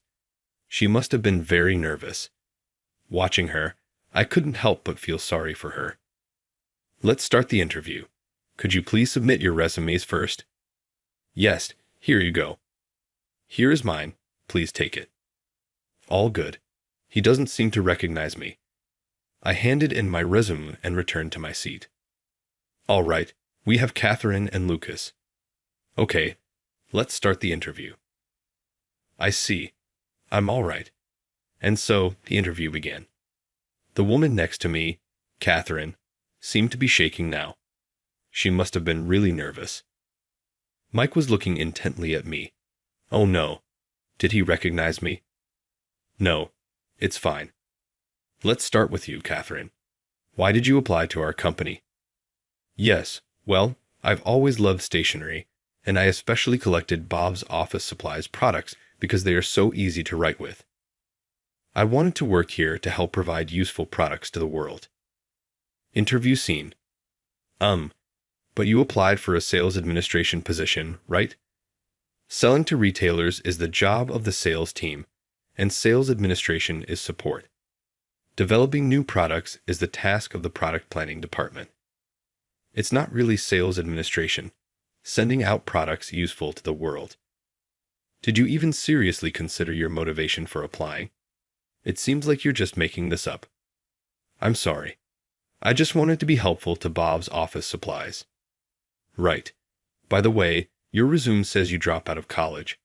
Why is that? It's embarrassing, but I stopped attending and eventually dropped out. I couldn't keep taking time off. You don't feel ashamed for dropping out? Nowadays, it's pretty bad not to at least graduate from college. It's bold of you to bring such an embarrassing resume here. And the area you live in, well, no offense, but it's known for being rough, right? This downtown area. Well. Are your parents from there too? I won't say much, but it's kind of shady, right? Mike was clearly discriminating. He didn't say it outright, but he was insinuating it. I was shocked. I hadn't expected this kind of behavior during recruitment. No wonder people wrote such scathing reviews. The interviewees must have felt deeply hurt and frustrated. Being criticized for their education or where they lived would upset anyone. Then Mike showed Catherine a pen, just one of the ordinary ones we make here. Here are 2 pens. I'll give one to you. Take it. Thank you. Now, I already have a pen. Try to sell me the one you have. Any pitch will do. Make me want to buy it. This is usually for those applying to sales, but let's see if your skills match our standards. Not that you'll be able to do much. Well, go ahead. Sell it to me. You may use any sales pitch you like. This pen is similar to the one you have, but it's actually a bit different. It writes more smoothly and is easier on your fingers. So what? That alone won't make me want to buy it. Give me a more compelling reason. This pen has very beautiful ink and doesn't smudge on paper. Such features are common in all pens today. Your ideas are pretty limited. Low education seems to equal low creativity. I doubt you can handle the job here. Even in sales administration, there's a lot to do. I don't think you're capable. Maybe you should start by actually graduating from college. Catherine looked downcast and on the verge of tears. Even if her speaking skills were poor, there was no need to be so harsh. What Mike was doing seemed less like an interview and more like harassment. Anyone treated this badly would want to write a negative review. I certainly would feel the same. Then Mike intently read my resume and smirked creepily. The grin was so eerie that I felt shivers. Mike looked at me and said, "A high school diploma? Really? In this day and age?" "Well, I grew up in a family that couldn't afford college, so I only have a high school diploma.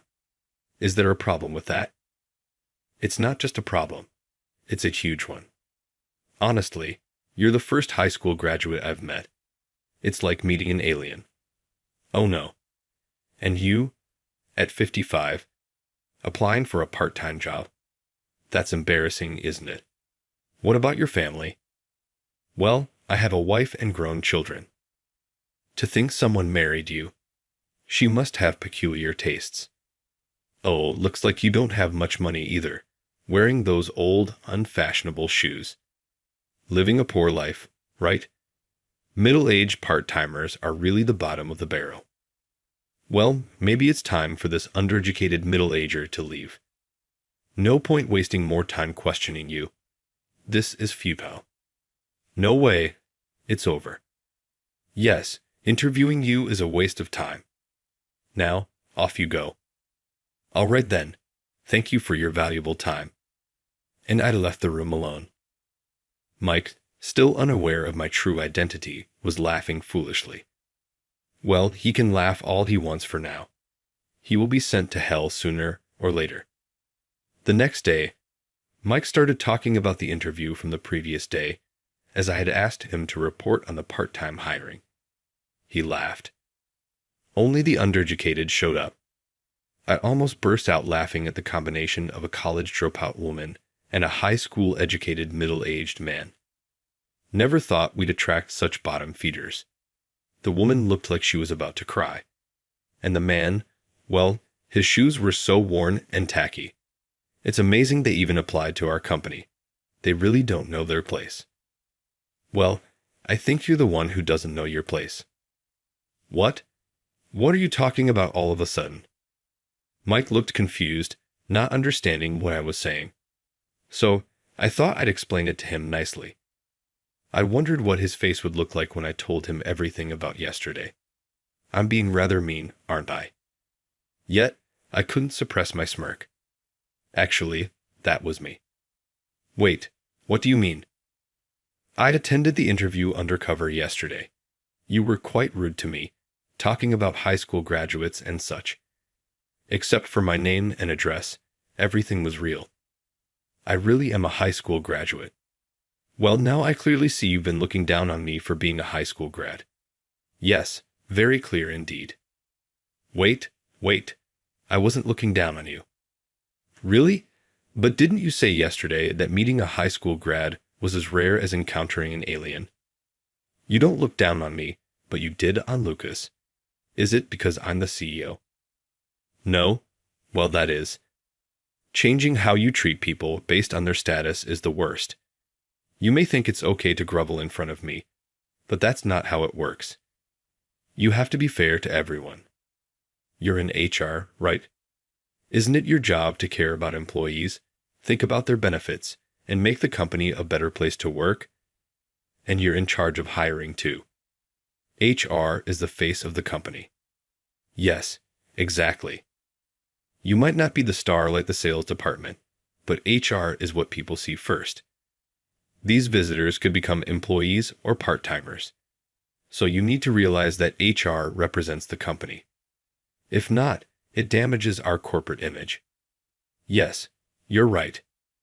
And what about your behavior towards Catherine yesterday? Do you think it's okay to say such awful things to her? Such discriminatory remarks are unacceptable.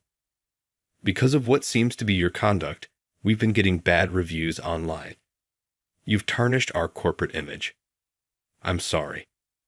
Mike, you're being demoted. You've worked hard as the head of HR, but that ends now. No. Please wait. Don't do this. He stammered in panic, probably fearing the pay cut that comes with the demotion. But that's not enough. He needs a harsher punishment. I decided to transfer Mike to a branch in the countryside. What's the rush? It's not over yet. What you did requires a fitting punishment. How about you head to rural Nebraska? Nebraska? That backwater? Yes, please work at that branch. We recently had a resignation there, and they are short-staffed. Please no. I have a young child in elementary school. Just started at a private school. I can't just move to Nebraska. I feel bad about transferring my child from a private elementary school to a public school. And what about my home mortgage? What am I supposed to do about the house we bought 5 years ago? Well, that's something for you and your wife to discuss and resolve. Please don't say such irresponsible things. It's unfortunate for his child, but if we consider such things, no business owner could ever transfer employees. He chose to buy his house, so it's not my place to be burdened with his decisions. Whether Mike gets an earful from his wife is not my concern. They need to sort it out themselves. I knew from Mike's posting that his wife works in research. She's employed by a multinational company, earning more than Mike. I've got a good wife, Mike had said. But considering her husband's behavior at work and subsequent demotion, she might not want him anymore. Continued separation might lead to divorce, but she'd manage with her income. I don't know what she saw in Mike, but he must have sweet-talked her at some point. Mike ended up going to Nebraska. As expected, His wife and child chose not to follow, considering the child's school and her job. I heard their marriage turned sour. Apparently, her father was a college dropout. Because of this, he faced many challenges in society. He encountered discrimination, but he used that frustration as motivation to work hard. He didn't want his daughter to experience the same struggles, so he diligently saved for her education. He worked tirelessly to afford her college and graduate school. She believes she could graduate from college and graduate school in science thanks to her father's efforts. So she lost patience with Mike, her husband, who ridiculed people with less education, just like her father. In essence, Mike probably looked down on his father-in-law in his heart. Everyone has the urge to compare themselves to others, but expressing it through words or actions is problematic. Mike likely never imagined his workplace issues could lead to his family crisis, but this should be a time for him to reflect on his life. He should learn that the world is full of people with various circumstances. Afterward, I hired Catherine. She seemed timid and somewhat unreliable, but her motivation was strong. She was 24 years old and had been living as a part-time worker ever since she dropped out of college. She told me that she wanted to join Bob's Stationery and become a full-time employee someday. There was a reason she dropped out of college. She was harassed there.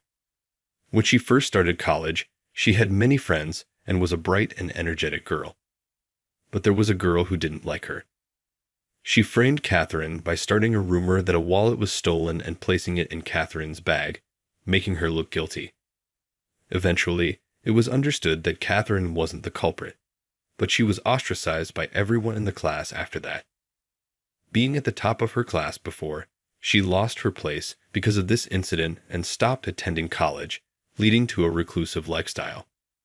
Realizing she couldn't continue this way, she quit college and started working jobs like convenience stores. However, she struggled to find stable employment and never secured a full-time position. Watching her aging parents, she feared she might end up caring for them while still working part-time jobs, which terrified her. I thought maybe I could change here at Bob's Office Supplies. There's a chance for full-time employment, and I have fond memories associated with this company. Fun memories? What happened? When I was in elementary school, I gave some candy to a boy who was transferring schools as a farewell gift. In return, he gave me a pen from Bob's Office Supplies, the one with the bunny character series. Oh, the bunny series pen. That's popular with young girls. You received that, huh? It's been a long-selling item. That's why it means a lot to me. I still keep that pen with care, and I've always hoped to meet that boy again. But I don't know where he lives now. It would be nice if you could meet. He was your classmate, after all. He should remember you. Catherine must have had a crush on that boy. I thought that must have been her first love. The boy who gave her our pen must have liked her too. He was such a cute boy to give her a bunny-patterned pen, which girls seem to like. Then, one day, a sales employee named Oliver returned from the UK. He had been working in our UK branch. Our company is actually well known abroad, especially in the UK, as Bob's Stationery. The quality of pencils in the UK isn't great, and the color is faint.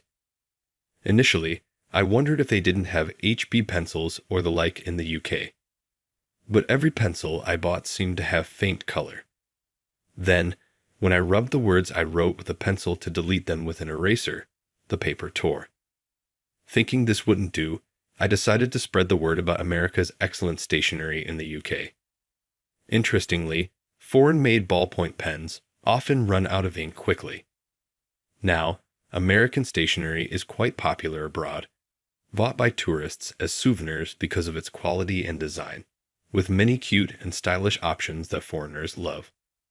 Oliver, who worked a year at Bob's Stationery in the UK, brought back lots of souvenirs, including sweet chocolates and cookies. Here.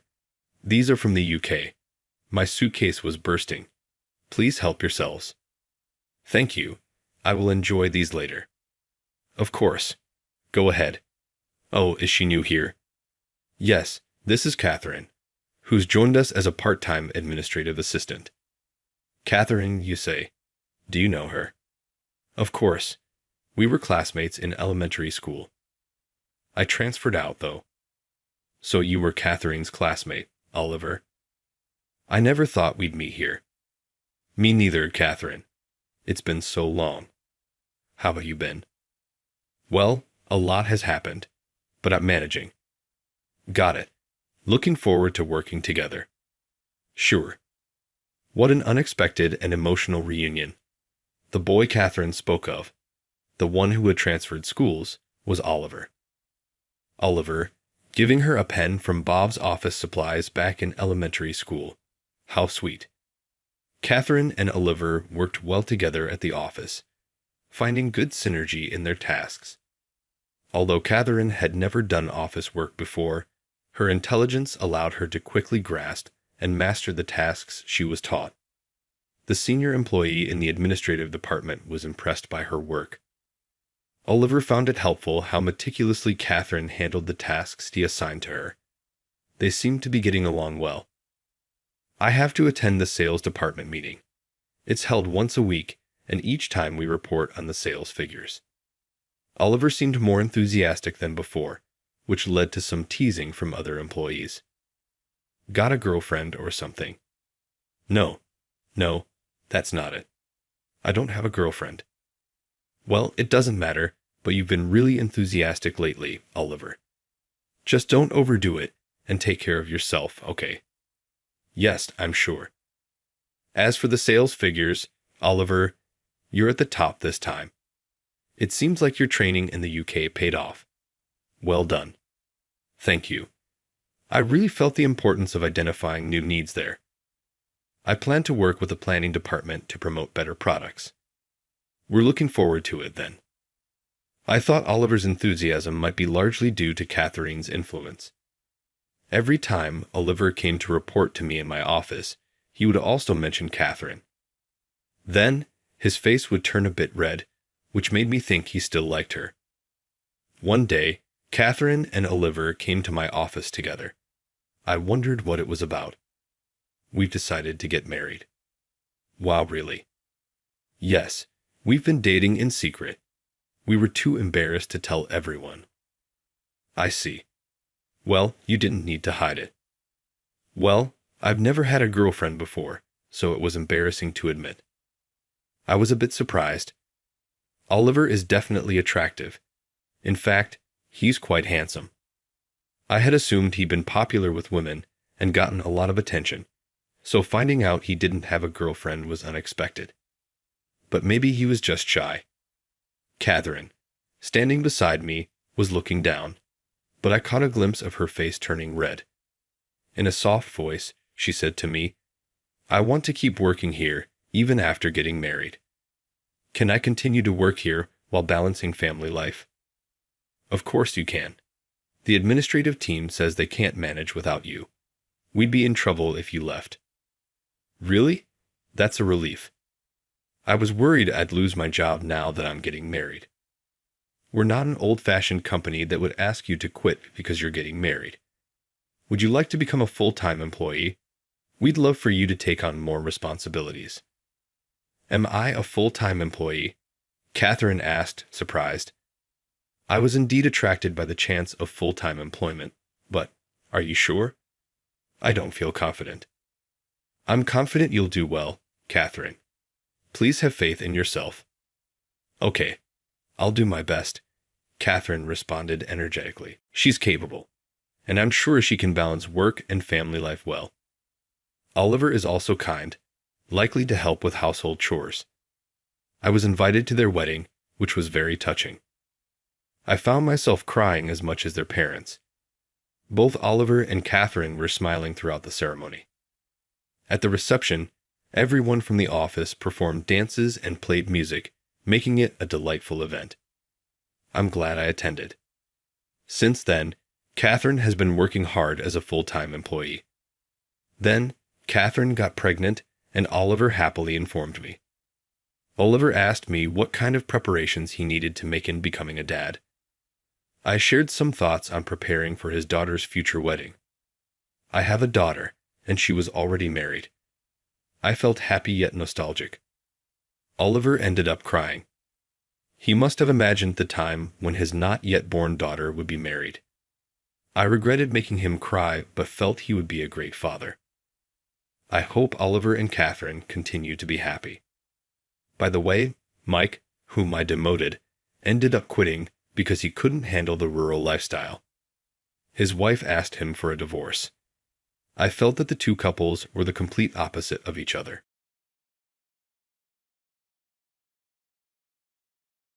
This high school graduate was hired by whom?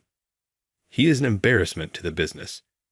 The office reverberated with the voice of Samantha, the recently hired CEO. I became more and more uneasy in the busy office. Samantha smiled triumphantly, not missing the instant reaction. Get him fired right away. Other people will be impacted if you treat them like trash for the rest of your life. Samantha said, "Sure, I'll fire him right away." The head of the department, Mike, smiled back. I had always had a hard time with Mike. Without a doubt, he wanted to get rid of me. I left the office with 2 victorious glances, but I wasn't going down without a fight. They were unaware that I would retaliate. I saw the 2 crying and apologizing just a few days later. John Smith is my name. This spring, I turned 40. I'm just a regular middle-aged man. I was an office clerk until last month, when the company started to downsize because of the recession. Since I had grown older without ever achieving a managerial position, I was the first target. I had previously changed jobs, so I wasn't really upset, but being laid off was still shocking. I've spent my entire life working hard. Perhaps I can afford to relax for 6 months. I came from a low-income household, and while all of my peers went on to college, I was the only one who decided to work immediately after high school. During elementary school, we were all close, but as we progressed to high school, my poverty caused me to progressively become isolated. Near the conclusion of high school was the pivotal moment. Since I wasn't attending university when everyone else was anxious and agitated about their schoolwork, I suppose I was a distraction to them. I barely had someone I could call a friend before I realized that. There was only one man who could speak to me on an equal footing in such a circumstance. Kevin was that person. He was a businessman and had been well off since birth. Even if our situations couldn't be more dissimilar, he was a man who lacked self-confidence. Kevin was crushed by his parents' expectations and frequently stated that he felt most comfortable talking to me, who treated him equally. I can't decide what I truly want to accomplish because I'm destined to take over my dad's business. I need to study. Even at home, I can tolerate it, but I don't like it. But it's great that you're trying your hardest. If I succeed in taking over the business, I'll put in just as much effort and earn as much money as you do. Let's collaborate. I would be more driven if you were here. Since high school graduation, I had not communicated with him, to whom I had made such a commitment. His everyday life must be keeping him occupied. If Kevin notices that I don't have a job, I wonder what he will think. As I was thinking these things, my life was profoundly altered by a single phone call. I got a call from an unknown number about a week after I quit my job. I heard a man's voice sounded a little apprehensive, so I picked up the phone without giving it any attention. Hello, is this John speaking? Yes, I am. And who's phoning, may I ask? I feel relieved. I was concerned that your phone number might have changed. The caller's voice brightened as if a flower had bloomed when I introduced myself. This is me, Kevin, your high school pal. Remember me? I was surprised since I had been thinking about Kevin recently. We hadn't been in touch for over 10 years, so recognizing his voice was unexpected. My spirits lifted momentarily, forgetting about being laid off. It's been so long. How many years has it been? How have you been? I've been getting by. I have something to report to you. Next month, I'll officially take over my father's company. I'm finally going to be the CEO. That's amazing. You've always worked hard since our school days. Seeing him struggle yet persevere, I felt genuinely happy as if it were my own achievement. Thank you. By the way, John, what are you doing now? Asked by Kevin, I hesitated slightly. I remembered that I was fired just a few days ago and felt the difference between me and him, feeling pitiful for getting depressed over my situation compared to my friend. Even as an adult, I laughed self-deprecatingly and shared my current status. I was laid off from the company I worked at for several years just the other day. I've been working nonstop, so I thought about taking a little break. To my surprise, Kevin reacted unexpectedly. That's perfect. Actually, I called because I want to hire you. Do you remember the promise we made back in school? The promise that you wanted to work with me once you became the president? I remember, but are you serious? For me, jobless, there couldn't be a better offer. However, things wouldn't be that simple. As I hesitated, Kevin sighed deeply on the other end of the phone. I'm becoming the president, but honestly, I don't feel cut out for something so grand. I want someone I can trust to support me. Everyone in the company competes for position and prestige. It's unsettling. That's why I need someone reliable like you. Kevin's company is a major enterprise, well known in the region, with many ambitious employees. There must be a lot of internal competition. He doesn't like such a tense atmosphere, but his effort to take over the company must have been immense beyond my imagination. I'm honored that you still rely on me. Please let me work with you. Thank you. Let's make this company better together. I ended up joining Kevin's company. The scale of this new workplace was incomparable to the previous company I had worked for, and I felt my spine straighten on my first day. Kevin wanted me to work as his right-hand man. However, I requested to start from the bottom for a few years, so I was assigned to a certain department. My assignment was in the sales department, and my boss, Mike, who was the department head, was a strong-willed man. You're lucky to be hired at your age. Middle-aged men like you are not needed in this company. What was the new president thinking? Mike, just 5 years older than me, spat these words at our first meeting. Ambitious Mike seemed unhappy about Kevin becoming the president. Are you a high school graduate? You're incompetent, so don't go against what I say. Just obey orders silently. Got it? No wonder Kevin felt uneasy with such employees around. I felt dizzy from Mike's personal attacks, but I couldn't show weakness. Being expected to perform, however, since I was expected by Kevin, I couldn't express my weakness. I forced a smile and made up my mind. Yes, I look forward to your guidance and support. My days began to feel like I was nothing more than a servant to Mike. I was visiting several companies daily to secure contracts, with no time even for lunch. If my progress was even slightly poor, Mike would yell at me so loudly that I would shrink.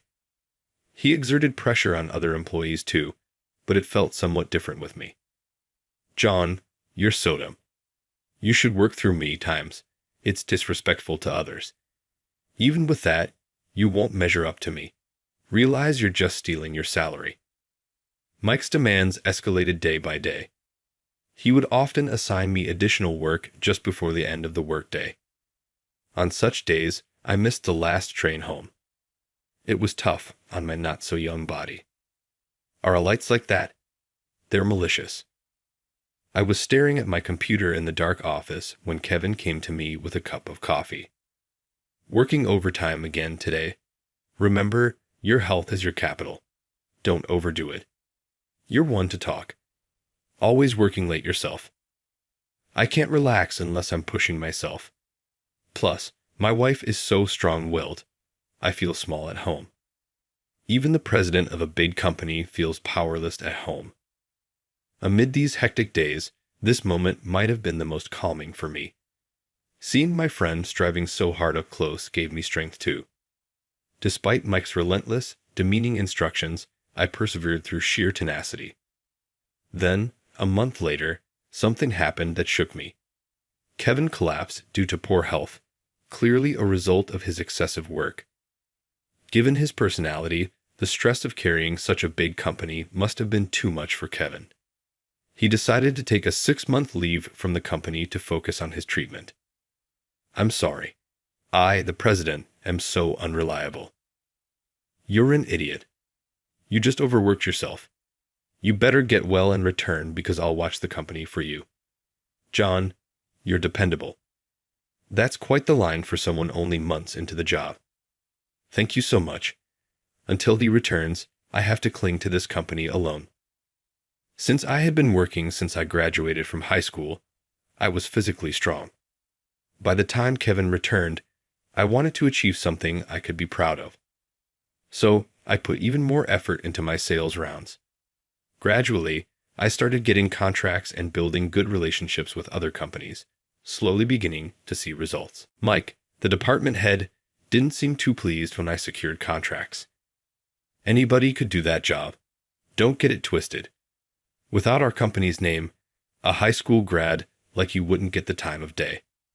Remember that. After that, Mike began cutting into my sales time, piling on clerical work relentlessly. I had to work more overtime to balance office work and sales. Gradually, I had more days where I couldn't even catch the last train home. And I heard about Kevin's hospital stay in my tech. Consequently, Kevin's wife took over as the interim president. I am Samantha, stepping in until Kevin's return. I look forward to everyone's hard work. I had an impression of her being strong-willed from Kevin's stories, but hearing her speak and seeing her commanding presence straightened my spine. However, I thought that I had no contact with Samantha, who became the president. But that was my mistake. For some reason, Samantha frequently visited the sales department. Sales are the backbone of the company. It's only right that I care about it, she said. Saying this, she often summoned Mike for meetings in the conference room, casting stern looks at other employees. She seemed to favor Mike, appearing a bit softer in his presence. They were close in age, and I felt their relationship was close. However, I had no time to worry about such things. After meeting with Mike, Samantha would invariably come to me.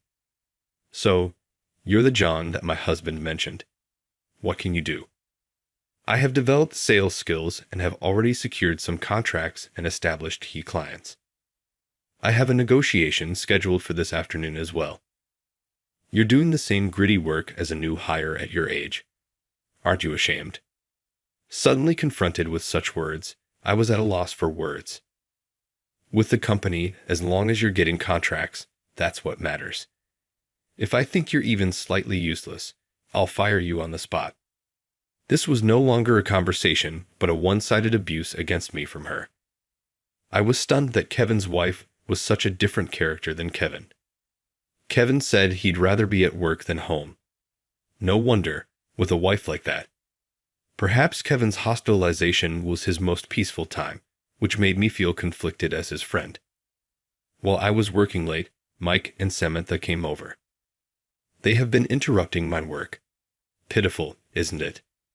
All this overtime, and no extra pay for you. Everyone else finishes their work within business hours, so you're the problem. It's a shame for you. Samantha is taking us out for drinks now, and you're stuck with your work. Well, we'll enjoy ourselves while you keep it the overtime.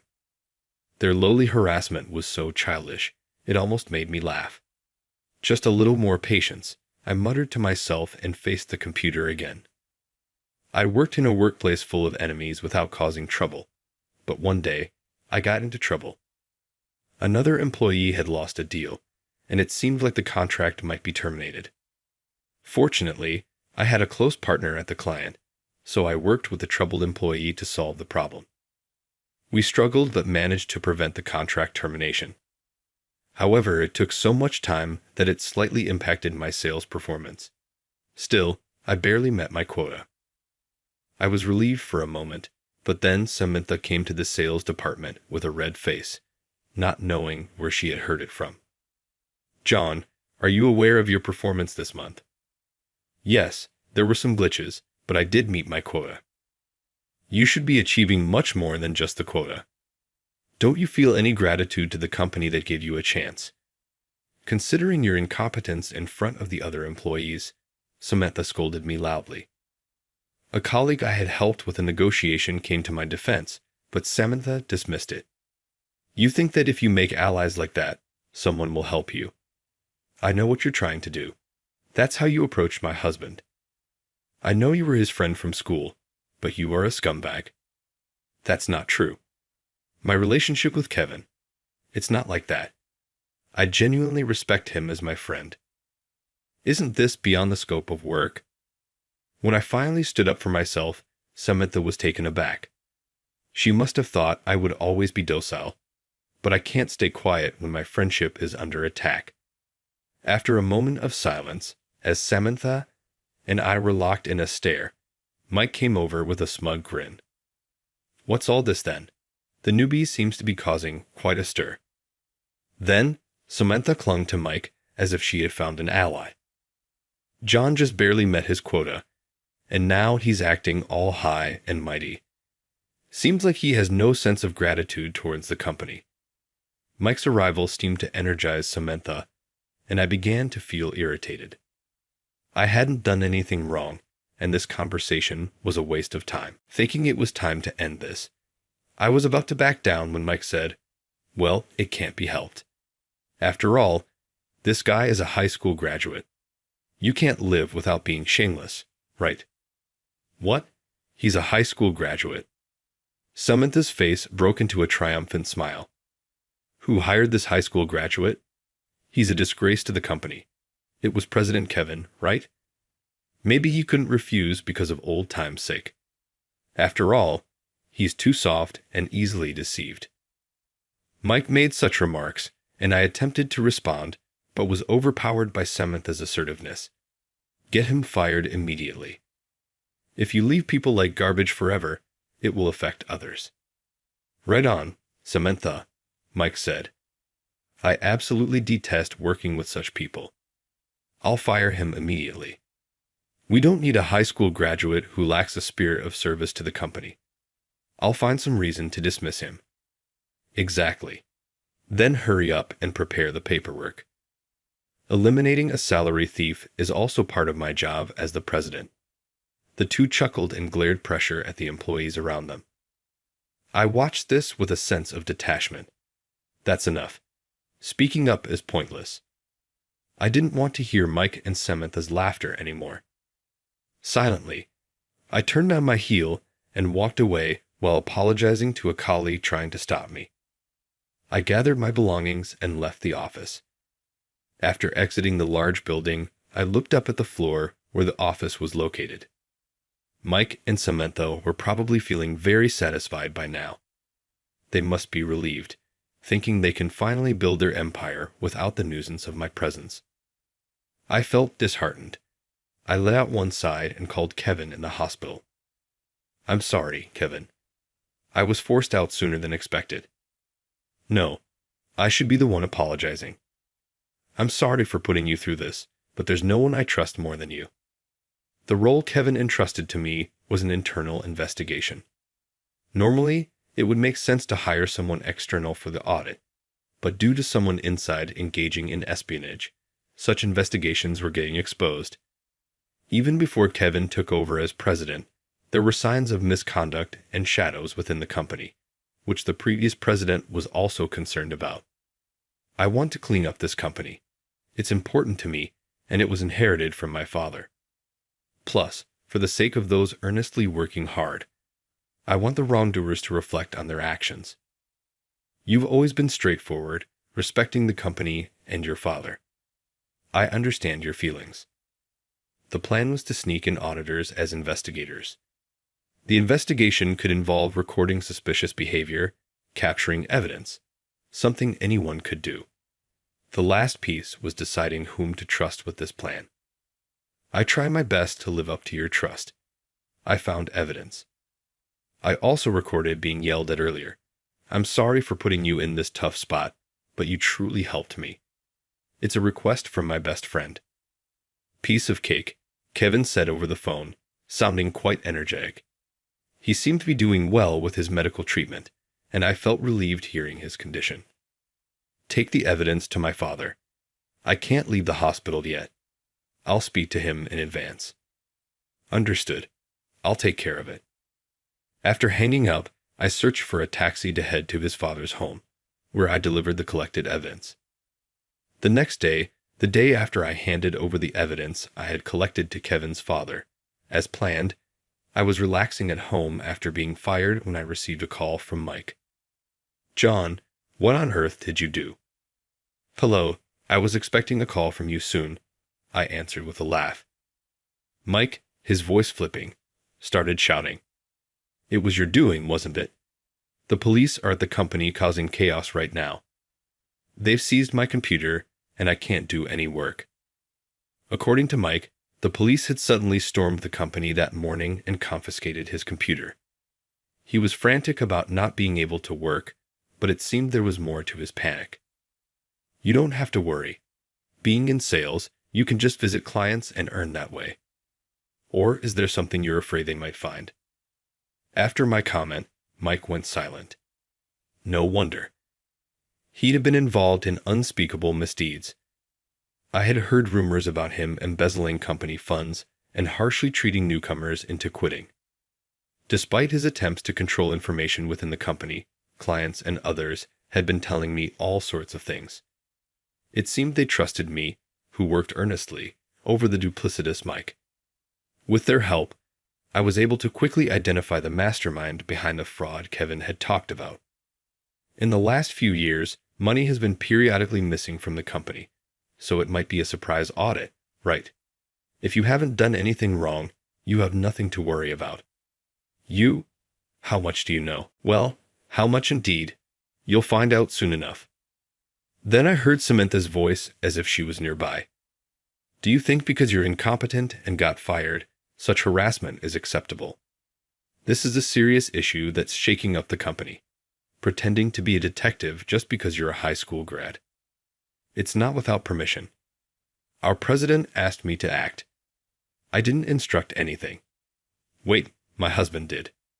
She finally realized that I wasn't just causing trouble for fun, but was conducting a formal investigation. I could hear Samantha trembling, her teeth clattering audibly. Samantha hastily tried to call Kevin from her smartphone, but the call ended abruptly, with her uttering, "It's pointless.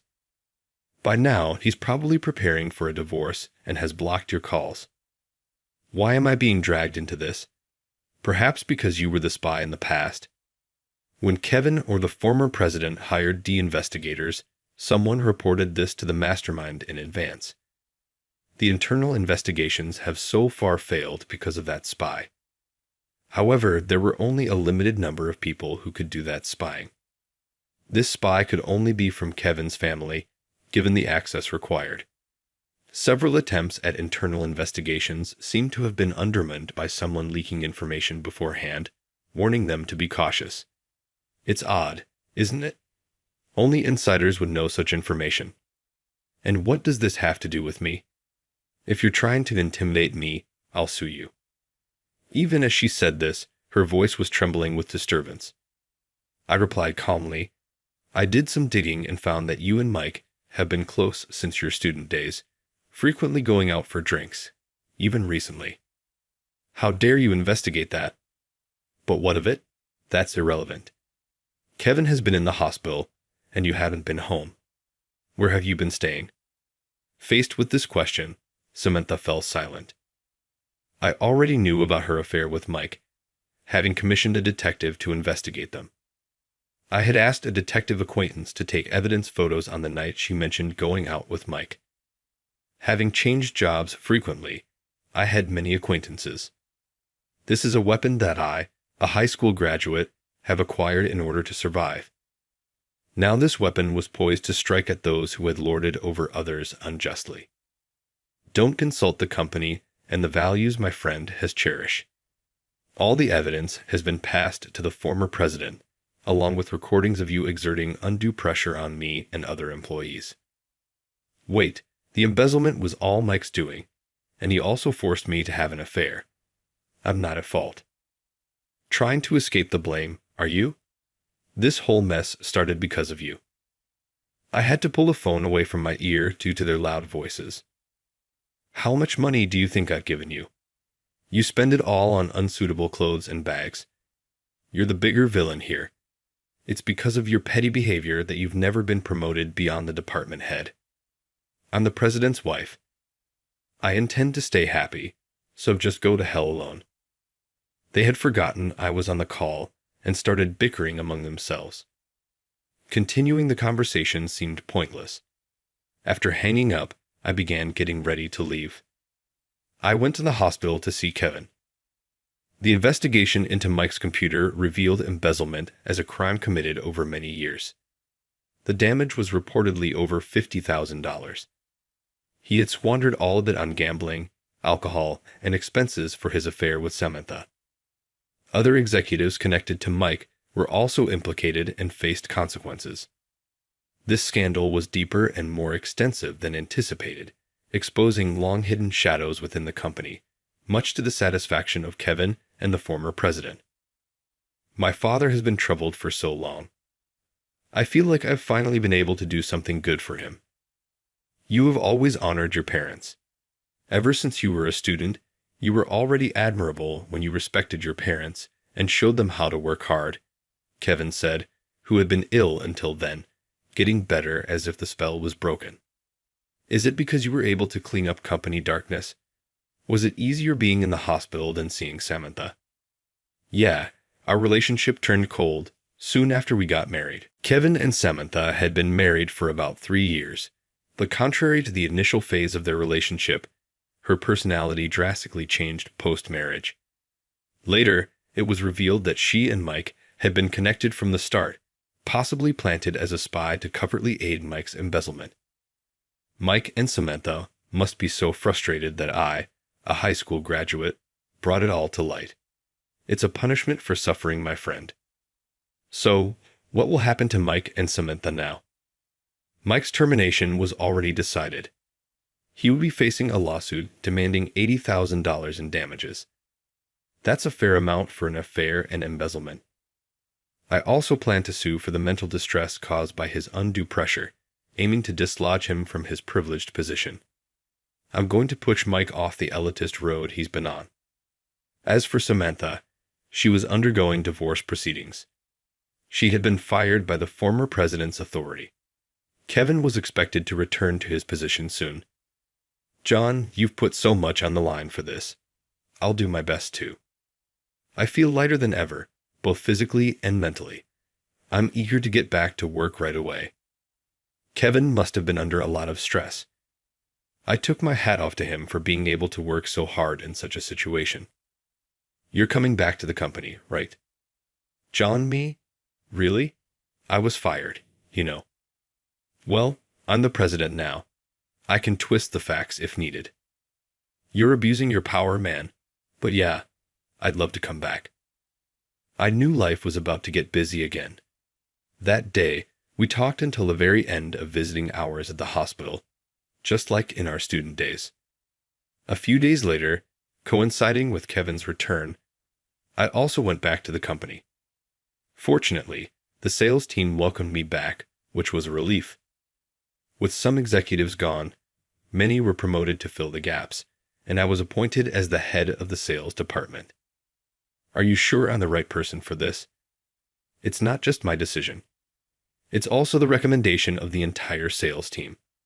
So, we all want you to do it. And so, I continued to work hard under my esteemed friend. Recently, I saw Mike at an old convenience store on the outskirts of town. He, who always boasted about being elite, was now being scolded by much younger part-time workers.